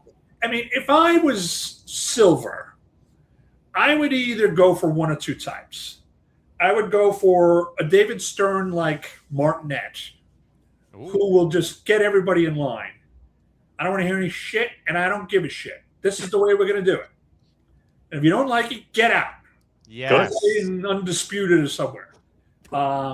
Or I'd go for a legend type who brings instant gravitas with the current player base. I mean, the current players don't care about Kathy Engelbert. Yeah, but if you get a WNBA legend who they respect, who helped build the league, who put money in their pockets, who helped them get the charter jets, you know what I mean, instead of flying commercial, that's a person to listen to. Now, I guess we can't go without talking to WNBA without talking about some of Sophie's comments. But what do you make? I don't know if you saw the video today. She basically said, "I want to get back to talking basketball. I don't want to deal with all this nonsense of a comment I made back in February." One, what do you make of her comments? And two, do you think the national media has blown this out of proportion? Well, the national media blows everything out of proportion, and That's true. I put myself in that thing. So this is a yes immediately. We've blown it out of proportion. As for Sophie, I think she's brilliant. I think she's a brilliant marketer. I think she was this also-ran player who nobody ever heard of, and by choosing to become Caitlin's bodyguard, both on the court and in the court of public opinion, she's made herself into a star. And she's deflected the heat away from Caitlin Clark. Right? Think about it. It's brilliant. She takes all the heat. She gets all the questions. Caitlin hoops. She's having her best season. She's now in the MVP conversation. So I've got a lot of respect for, Sophie Smart. As far as her attempt to put the genie back in the bottle or the toothpaste back in the tube, I don't think so.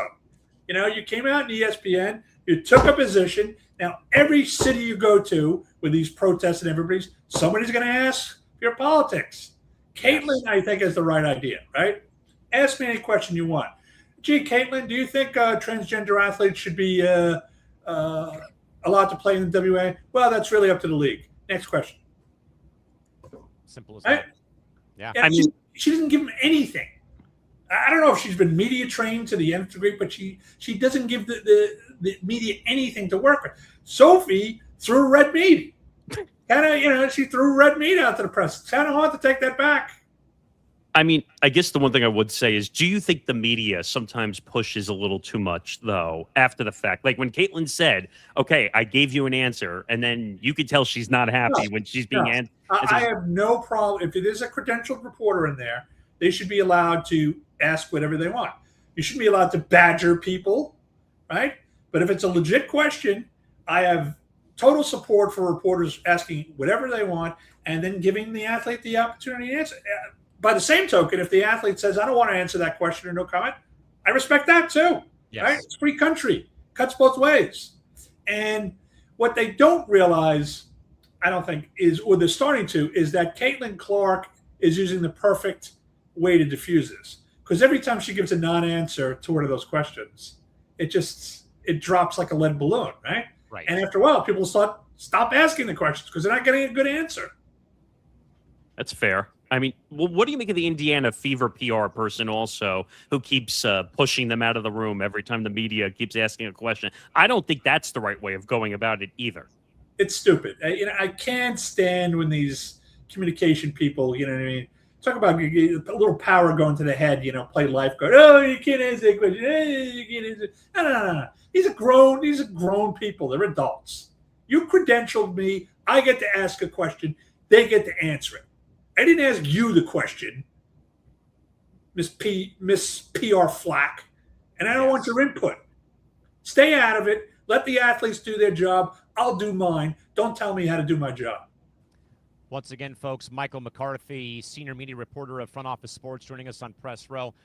Mike, speaking of college football, we also, of course, know about Michael Lombardi being put on paid admin leave at UNC. You know, Nick and I have long said that this dark cloud follows Bill Belichick wherever he goes, from New England now to Chapel Hill. But I'm glad, though, that we brought this up, though, as well, though, Mike, as we mentioned that the move also reflects the increasing legal and regulatory scrutiny around college athletic front offices, the athletic department, in the era right now that we're in of NIL, collectives, and revenue sharing. But, Mike, with so many college football programs now operating more like professional NFL front offices, how prepared are athletic departments, in your mind, to handle these complex investigations involving someone like Lombardi at the street? I think that they're totally unprepared for this stuff. Very ill prepared. Considering the money at stake from donors and everything else, they're very ill prepared. I think, they all need media training.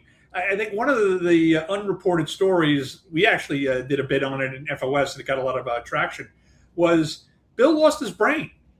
Bill had this guy up in Boston named Burge Najarian, right? He was his information godfather, right? He was the conduit. He was his consigliere, to use a godfather phrase, right? If the press wanted to go to get the Bill, they had to go through Burge.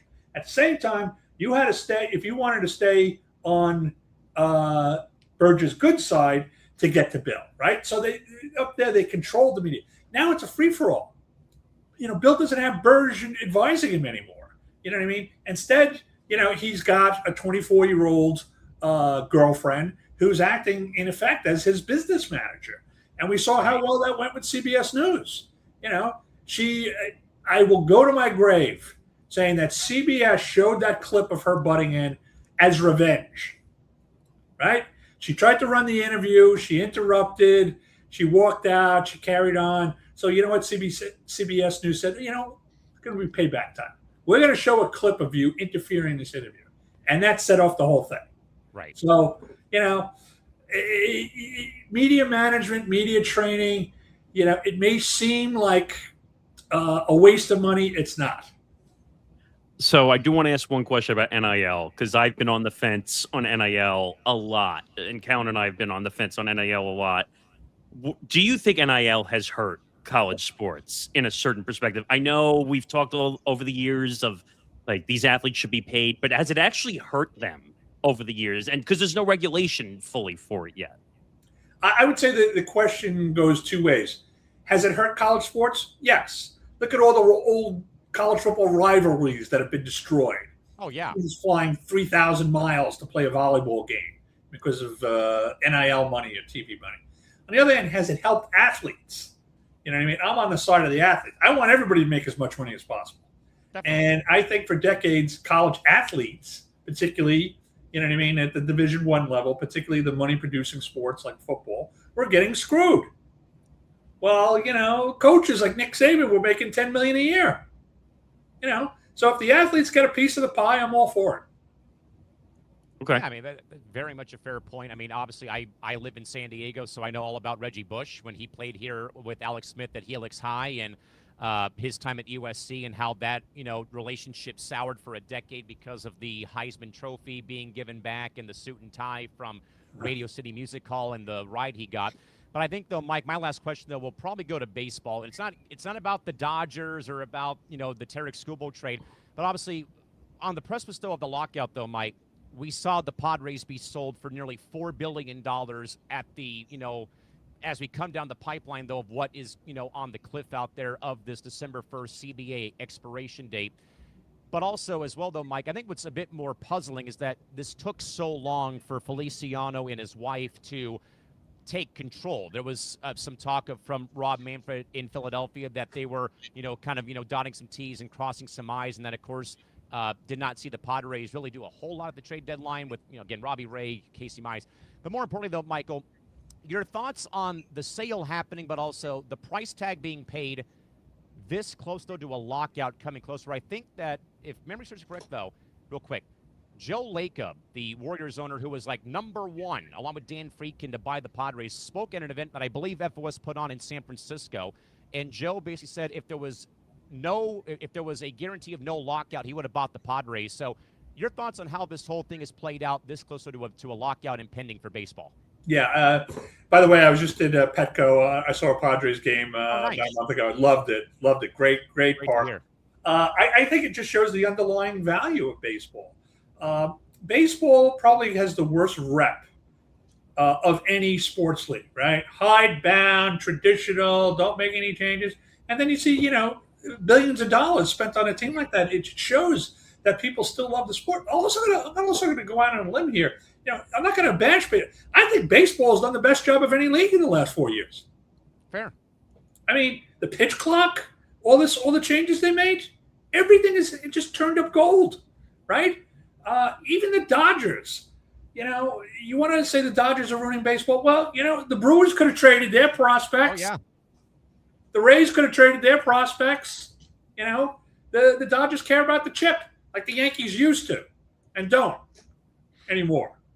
So I think that sale that, really shows thousands compared to the Dodgers. I don't think it's a comparison. I think that with private equity and these, it's not a family-run ownership, really. We're going away from that. It's not really the same thing, right? No, it isn't. The Yankees in the 80s and 90s, there was times when they didn't go after players, right? Because George was in trouble. And, there was all sorts of things going on. Sometimes they went out in splurge, but it was only like every couple of years they did it. Dodgers get everybody. Every big free agent that comes on the market, they make these sweetheart trades. I don't even think what they got or what they gave up for Scooble was that much. It was nothing. I think the Lions could have, the Tigers could have done a better deal somewhere else. So they just seem to be kissed by luck, good fortune. They've got that crazy TV deal that showers them with money. Look, I got to hand it to him. My father grew up as a Brooklyn Dodger fan, so he's probably smiling on down at, what I mean? But he is. Yeah, sooner or later, what I mean? Somebody's going to do something, because you got to question yourself: are prospects worth it, or is a championship ring worth it? Right. What are we playing for? To build up the best list of prospects in sporting news, or to win the chip? It's fair. Very fair. That's for sure. All right. I guess, Michael, thank you for being on with us. We really appreciated the time that we got our schedules worked together on this one. And hopefully we can talk sometime down the line when some more stuff comes around. My pleasure. Thank you for inviting Front Office Sports. Yeah. Not a problem, Ed. We'll see you around. We appreciate the job that you all do. Yeah. Okay. See you. All right, everybody. Michael McCarthy from Front Office Sports drops by Press Row. Nick, bring in the heat. I absolutely love it. I love him, man. He's great. First of all, him bringing the real heat was unbelievable. And thankfully, we got the schedules all worked out. And that'll be an interview for the end of the year that I'll be happy to look back on. Anything stand out to you fully? Because I know we like to quickly for a minute just look back. No, I love the unapologetic stances that he had from perspectives about what we have kind of covered over the course of the last couple of shows here on ETB when it's come to Kathy Engelbert, the Nancy Armour story. I think, though, Nick, a lot of great points that we have said, but I think hearing it, though, from a third party, not for validation's sake, but like this is, in fact, what is going on and that it needs to be addressed. Excuse me. I thought he was spot on. I thought he nailed the baseball stuff towards the end, too. And he even agreed with me. He's like, how can you compare the Yankees to the Dodgers? There's private equity involved in baseball. I thought his WNBA takes were right on the money. That he agrees with us that Kathy's probably going to be out the door. I like who was the no-nonsense name he said for commissioner? I forgot his name. Narch, or yeah. She said Mark Narch or something? Mike Narch, one of the two. Because he's like, they're not going to take shit and they're not going to take the shit. And I'm like, yes, we need someone that'll step in and really do the job. But again, thank you to Michael McCarthy from Front Office Sports. And Callan's not kidding. We use Front Office Sports as one of the top sourcings. And we got to see if we can get some more people on from there because there's some really good people on there. There's a lot of great people that, again, like you said, that we can have one of the baseball writers on maybe. So we'll see what we can He was do. talking about Callan, I think, Yao. Callan I think Sexto, I think, oh, yeah. Actually, we were reading his article, I think, on the WNBA ticket stuff. Yes. Right? Yesterday. Or, which, by the way, yeah, in the dungeon, yes. We don't have time for that now, but that was an interesting story we'll have to talk about in the future. Yeah, we are running short on time, Nick. We have a lot more baseball to get to. We'll first start here. And we will, though, by the way, have Chris Rose's rant, by the way, about the Scooble trade shortly. I do, though, want to get to some of the baseball topics here.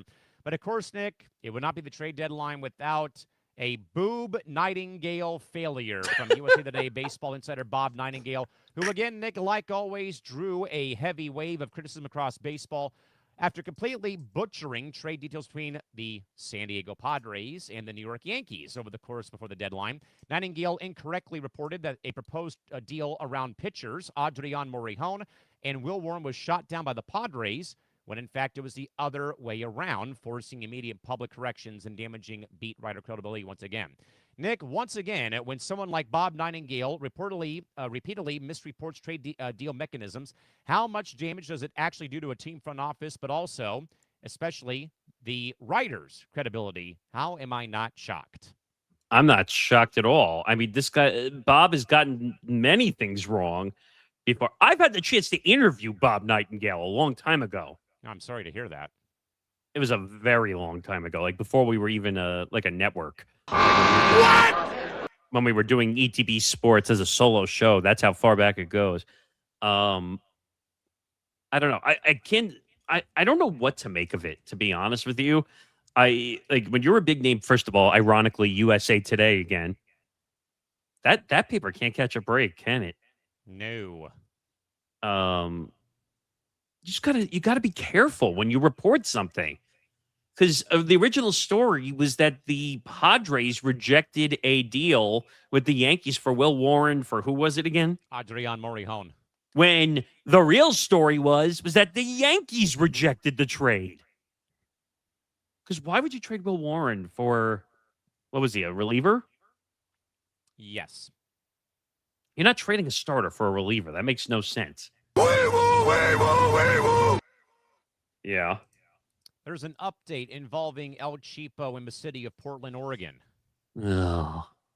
Okay. It's actually positive news revolving around this, Nick. There is some discussion going on within the last hour per SB Nation and David Deckard that the Portland Trail Blazers are reportedly willing to accept a project labor agreement, or a PLA, meaning that all renovation work at the Moda Center could be done by union workers and easing city concerns, with emails showing that the Blazer executives have been frustrated but engaged, indicating that they are actively negotiating rather than planning to move the franchise. Despite the challenges, though, with demands from the city of Portland, the team appears serious about securing public funding for the arena, suggesting that moving is not a primary plan now for the Blazers. Can we just stop, please? I'm getting tired of Tom Dawden and his El Cheapo style, and just work with the city and just call it a day. I mean, I hate to say it, this just sounds like Dean Spanos with the city of San Diego. No, but he picked up and took the money, though. I mean, that, like I said, that went on from the time I was in first grade until 2017. So that was 17 years of nothing in this marketplace. Are you that surprised? No, and yeah, I mean, people here can be, oh, the Chargers are at Callan University, and there's 6,000 people here. Yeah, that's 6,000 people out of a 6,000-seat Division I AA football stadium here, only because Harbaugh was our coach at USD at one point back in the early 2000s. I mean, that's not an indictment that football here matters in this marketplace anymore. And again, let me say it again. I don't fault anybody, and I have friends who are still Charger fans that live here, Nick. I don't shame them about following the team. Again, fandom is what you choose to do. That's not what I am going to be doing with myself when it comes to the NFL and the Chargers. And, I mean, sure, it brought some revenue to the school, but I don't really care. This is going to piss the two of us off right now. Oh, great. Now what? On 3, right? Is that the college athletics? Yeah, it's a huge platform for college sports. Yeah. They have a deal with Yahoo. They do a lot of stuff. I'm going to read this to you, and you and I are going to probably burn this to shreds, probably. So on 3, This is from their account. On3 announces strategic partnership with Polymarket as its exclusive prediction market partner.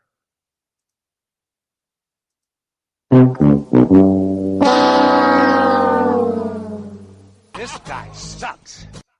Beginning with the 2026 college football season, Polymarket will be integrated throughout On3's editorial, video, podcast, newsletter, and social media platforms. The partnership will feature original content, sponsored programming, and market-based storytelling centered around the biggest moments and conversations in college sports. Clown show, clown show, clown show, clown show. Oh, God. The Don LaGreca show begins. This is the last possible thing that college athletics needs to have happen is having a website like On3 partnering up with frickin' Polymarket. Give me a damn On3 break. is huge. And I'm not saying that out of exaggeration. They are They one have of a massive following. I get it. Yes. No, but I'm not saying they should do this deal. I'm just saying they are a huge platform. And now you're putting more betting from a prediction market perspective out there into the public. Don't bet on it. I see what you did there. But this is bad, right? Especially when you're coming off the Brendan Sorsby fiasco, for God's sakes. Now, let's be clear. This has nothing to do with the NCAA. No, Let's make sure we make that clear. Yes. But at the same time, why would you want to get involved in this nonsense? Thank you. Yes. Now, here's the problem, okay? Some of these companies, first of all, On3 should not be acting this desperate. Hell no. Were they that desperate for a sports book? I wouldn't even call a Polymarket a sports book. It's a prediction market about everyday life, for God's sakes. The problem is it gets classified as a sports book because of it having sports on it. I agree with you. It shouldn't be. But well, you know what probably happened? Kalshi, Polymarket, dare I say Novig, Well, who made it. a deal with the Mets, and both Novig and the Mets are shit anyway. And full Gutless fucking shit, most godly fucking gutless fucking team. full Kiss my ass, disclosure. Novig. Yeah, and full disclosure, by the way, when did I tell you this? Yesterday, that Novig sent me an email saying, "Oh, we're legal in New York again." Yeah, kiss my ass, Novig. We're not going anywhere near you. Yeah. Roster moves being made by teams who picked up players at the trade deadline. Okay. The San Diego Padres have added Robbie Ray to the 26-man rotation or roster and have DFA'd Herman Marquez. The former Rocky, Yes. right? I mean, they had to make a move, right? They had to make a move. So June Lee, the one who I told you about that used to work at ESPN and like betting and prediction markets keep reaching out to him to do partnerships, and he keeps saying, I don't want to compromise my work. He quote tweeted that On3 tweet and said, betting on pro sports is one thing. Betting on where 16-year-old athletes are going to play college sports is a dark timeline. Thank you. I'm Thank you. 100%. 100,000%. Can you imagine that we're going to see that now? Like, if you're on the Pat McAfee show, which school is he going to announce? Like, is that how low we've gotten with prediction markets? Someone get in the chat box and tell us that we're wrong about this crap. And I guarantee you can't. So just there's take no the yell way. and shut up, people. It's a bad look, man. All right, let's go. All right, Nick, we'll stay in baseball and sports media. And, Nick, we have long been keeping an eye on this story, and it's only gotten worse. Per reports gathered, Nick, from Sports Media Insiders, reports that the relations between the Giants of Major League Baseball and flagship radio partner KNBR have reached what they're calling an all-time low. Tensions have flared over the team's Pride Night event months ago after 3 Giants pitchers refused to wear the theme cap and/or wrote Bible verses on them, followed by team executives Buster Posey delivering a dismissive baseball-only media exchange after the game concluded. over the course of the weekend, and also further escalated out of control when famed columnist Susan Slusser openly questioned on air if bigot players wanted to play with the Giants, while Giants CEO Larry Baer failed to effectively address the glowing PR nightmare during radio hits on the station. Nick, when the team leadership, players, and flagship radio host are actively alienating each other on the air, can the commercial broadcast partnership between the Giants and KNBR actually survive long term? But of course, we've long said, though, that sadly KNBR has been having a lot of bad pub, though, not just with the Giants, but of course, Sharks content and what have you as well, too. KNBR is going up Schitt's Creek without a paddle, it seems like, as of late.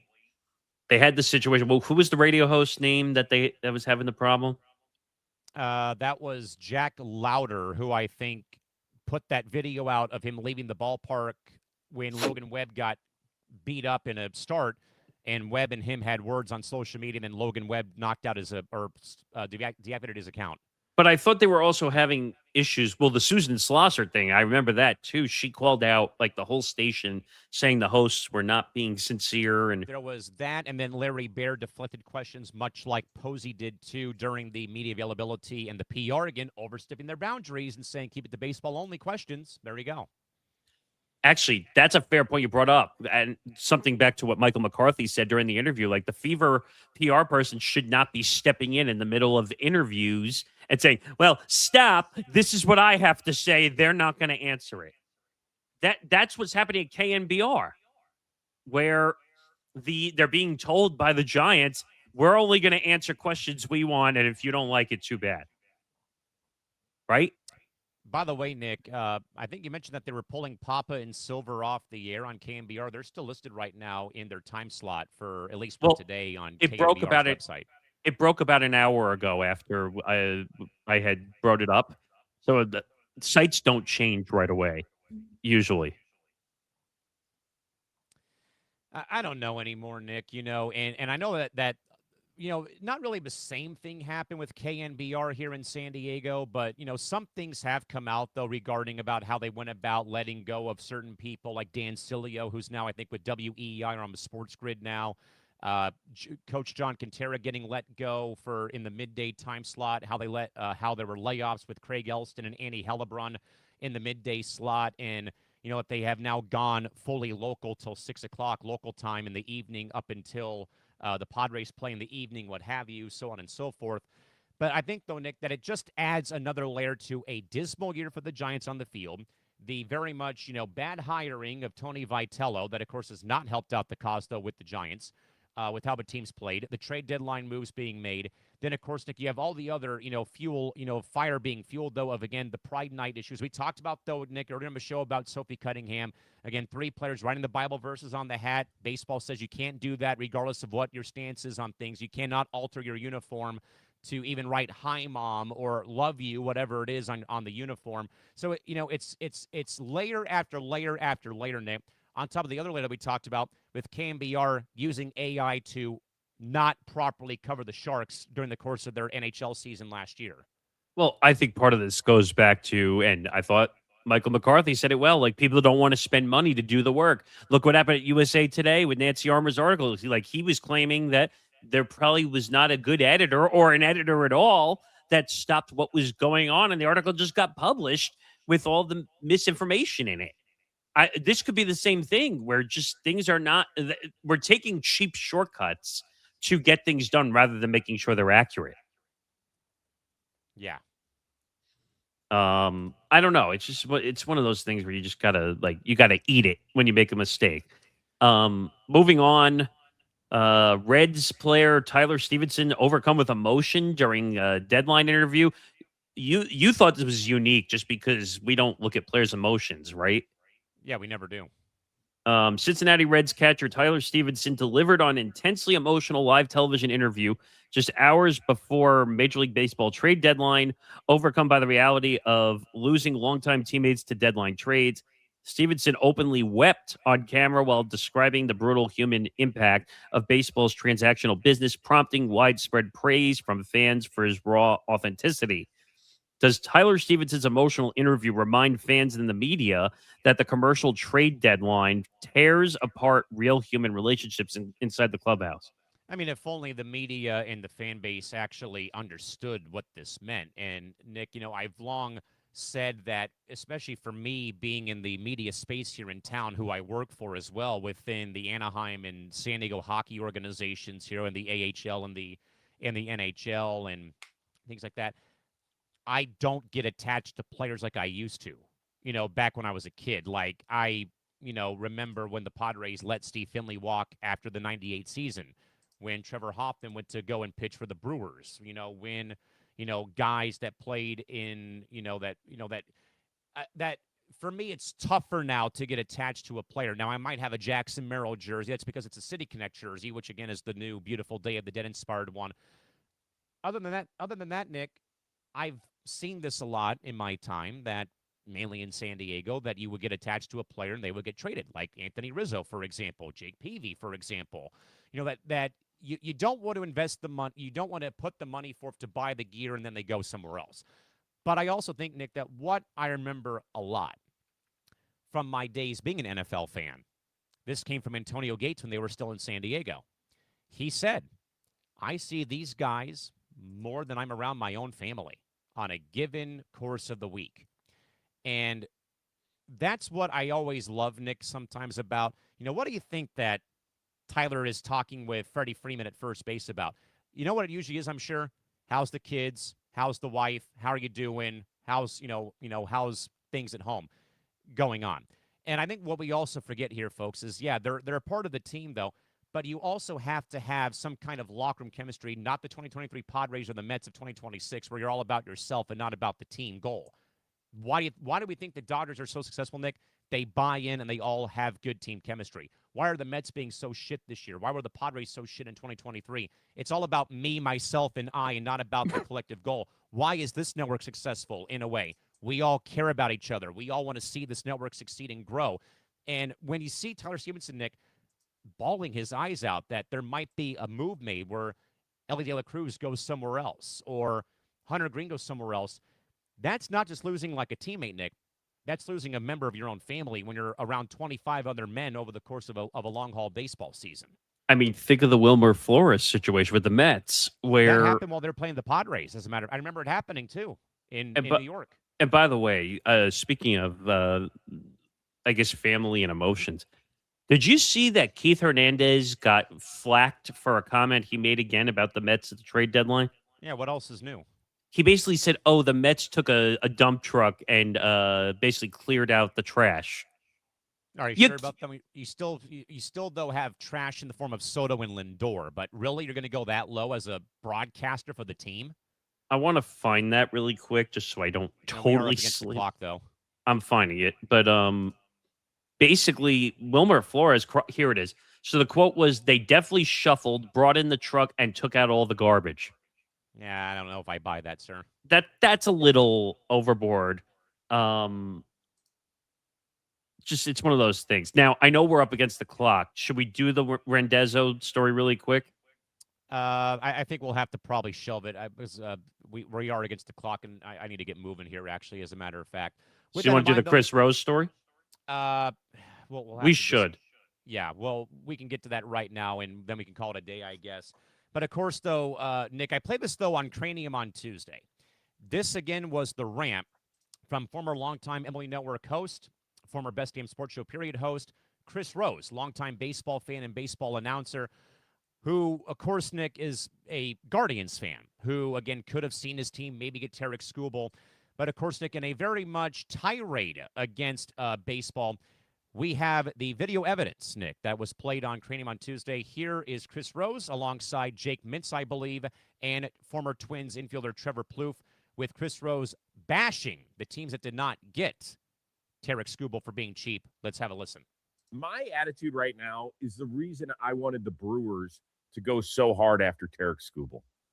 And I know that you guys have probably already talked this a ton, but it is the biggest story we've got. We can focus on all these, interesting little moves that we think is going to be all the difference in the world. Let's talk about the biggest one in the room, which is all these people flooding our comments section from the late night Saturday show and the one I did earlier today with Dalton that's saying, well, we can't give up these prospects. It's the lifeblood of the Brewers and Rays organizations. That is such bullshit. I cannot I mean, I've had enough of it. Enough.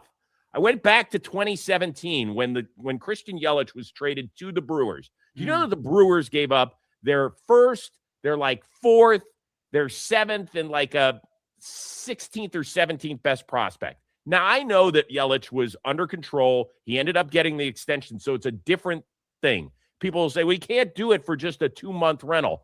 Really? How many World Series have the Brewers won? Oh, you could even throw the Rays in there. I'll combine them. How many World Series have those two franchises won? Anybody? That's correct, nerd boy. 0. So why don't we try something different? You know what's definitely on? Do you think that Dustin May is going to line up and everybody's going to be like, hell yes, that guy's going to pitch game 2 because Kyle Harrison's arm has fallen off. So now we have to trot out Dustin May in game 2 of the NLCS against the Dodgers. And you know who he's going to face? Tarek Skubal. And that's going to be a problem for the Brewers. I love the Brewers. They are a tremendous story. The idea should not be just to survive. It should be to advance. And I don't care. I am telling you this as a lifelong Indians fan who did not pull the trigger on a Randy Johnson trade, who did not pull the trigger on a Curt Schilling trade, who did not pull the trigger on a Pedro Martinez trade. I regret it. I would have given up anything. Hell, I would have given up this arm. I would have cut my damn head off to have a chance at that stuff. And we had a way better team than the Brewers do now. And we still didn't get it done. And it pains me because. So that's the rant from Chris Rose. I think, where did he stutter? I know. And by the way, I should also mention that Rose apparently, well, by the way, talk about every rose having thorns, right? I mean, my goodness gracious. But also apparently Rose's wife yelled at him for calling Jake Mintz nerd boy. Yeah, I saw that. Who cares? Which is funny. But again, where, though, did Rosie start, like I said, though, on Cranium on Tuesday, that, that this, I mean, it's a debacle that this whole thing happened. And I said my piece, though, on Tuesday and what have you. But I think, though, Nick, that the frustration, I think, is from every baseball fan out there about how this whole thing happened. And I get where he's coming from, too, about, I remember this, when Nightingale and Rosenthal, F-U and F-U, both of you Nimrods, they both said, Scherzer and Trey Turner to San Diego. Oh, wait, they're going to go to the Dodgers. That was bad. I remember that, too. Like, that right there would have probably put that team in the postseason that year as well, though, too. So, again, Nick, I love Chris Rose. I'm sad that he's not doing Emily Network content anymore, with Millar on Intentional Talk and what have you. That was a great show, too. And I know he's still doing NFL Network stuff for Game Day highlights on the NFL Network. He's got BattleBots, and now he's got John Boy Media. But, I mean, he's so right, though. I mean, imagine if the Indians, Nick, in 98 get Randy Johnson, or if they get Pedro, or if they get, another ace pitcher in that 98 season. Maybe they beat the Yankees that year. Maybe the Padres win the World Series over Cleveland that year, for all that I know. But at the end of the day, though, Nick, I think that was every baseball fan giving their frustrations to the Milwaukee Brewers and the Tampa Bay Rays, case closed. Yeah. I mean, small markets need to be treated better, number one. And this is what it goes back to the argument I said before, that Rob Manfred doesn't care about small markets. He only cares about the big markets making money. And as long as they're making money, he could give two craps what the small markets really do. Now, the Brewers, I made this argument on Lounge on Sunday. Maybe the injury history might have scared them a little bit too, with Tarek Skubal having the arm surgery. Or to my point I made on Tuesday on Cranium, would there have been a guarantee, a la Jaylen Brown not going to the Milwaukee Bucks? If he goes to Milwaukee, does he actually sign and stay on beyond that year? I still think he would have gone to the Dodgers. Like, right, you're talking about a whole rental scenario, yes. which you guys are dealing with Robbie Ray and Casey Mize. You have no idea if it's going to go past that year. I guarantee you, being a rental had something to do with that situation of why he didn't go there. Chris Rose's rant is valid, okay? Because small markets don't care. They take in the profit, they put it in their pocket, and they call it a day. That's why we need a salary floor in sports. Of the two, between the floor and the cap, you need a floor. Because these teams are not willing to spend. Why do you think Cleveland and Pittsburgh and Colorado Tampa Bay somehow figures it out every year, so I'm not going to blame them. But all those other teams I listed, they're at the bottom. They're bottom feeders, like Chris Rose was saying. I don't know how you fix it. I mean, you don't. I don't know how you can or what you can do, but certainly I think the crash out is valid. I think that's every baseball fan out there taking out their anger on Milwaukee, Tampa Bay, anybody could have put forth. And that's why, Nick, I said on Cranium on Tuesday, every ownership group, including my team, even though they're in the middle of a transitional period right now, they all deserve to get scorned for what they allowed this to do or happen. Yeah. I mean, I feel bad for Chris Rose also. I thought he was really good on it. I thought Intentional Talk was the best show on the network, in my opinion, between him and Kevin Millar, but I guess it just didn't really work out that way. Before we go beyond the highlights with a personality-driven look at the games you love. Join Zambando for Bando's Breakdowns, airing every Thursday, 3 p.m. Eastern, noon Pacific. Zan dives deep into the tape, focusing on bracket-busting collegiate performances, individual brilliance on the court, and the trending news that everyone else is talking about. It's a masterclass in sports commentary that prepares you for the weekend ahead with expert analysis and a point of view you won't hear anywhere else. Only on the Empty the Bench Network. Make sure to subscribe to our YouTube channel, youtube.com/ETB Network, to find out more. Bando's Breakdowns this week will be Friday at 3 p.m. Eastern. And Fight IQ Puncher's Chance will be taking the 3 p.m. Eastern slot on Thursday just for one more week. And then we're back to normal with all the scheduling that's coming up. But that'll do it for the show. Thank you to Michael McCarthy from Front Office Sports for coming on the show. I think he did about 40 minutes with us, by the way. 35 minutes, our usual time. So, and by the way, you have to go back and watch that interview if you missed it. You want some unfiltered opinions and stuff, it's worth the watch. I promise you that. You don't hear me very often, like way over the top talking about interviews. This one is worth watching. We get into baseball. We get into the W. We get into some NFL. The only question I forgot to ask him about was the Aaron Rodgers stuff. That's all right. But if that's the worst of it, it's fine. We discussed it already. So that's good. The next show, August 12th, 2 p.m. Eastern, 11 a.m. Pacific. We're going to be very close. Actually, we're going to have to talk about the Hall of Fame game, business-wise, in the next episode of Press Row. What else do you have coming up? Or are you showless for the first time in a couple days? I'm showless until next Tuesday. If Cream's going to be on Tuesday. If not, it won't be until next Wednesday at this rate. So you and I will be working behind the scenes getting stuff done. Don't worry, the audio stuff is coming back. We promise. There was just a lot going on. You having to watch Mr. Doggo in your lap right there. Yes. Who got a cameo during the interview. But hopefully by tomorrow, right? Like we should get back to normal with scheduling. So you'll start seeing some small market edition and benchmarks episodes, and hopefully we get some more people to voice them. Yes, that would be nice. But until then, thank you to everybody, to the 210 people who came in and watched the show. We do this for you guys to come in and watch the show, and appreciate some of the commentary from Christy watching the show. Don't miss Between the Ropes on Saturday at 7 p.m. Eastern, 4 p.m. Pacific, usually leading up to, was it Revolution? AEW Collision. Or Collision. I keep getting that wrong. Ugh. Shows you how much I try to learn wrestling and it never works. He's saying, it's time to go. We got to leave. Exactly. I don't know. Was there any other alerts you want to say, network stuff coming up or anything?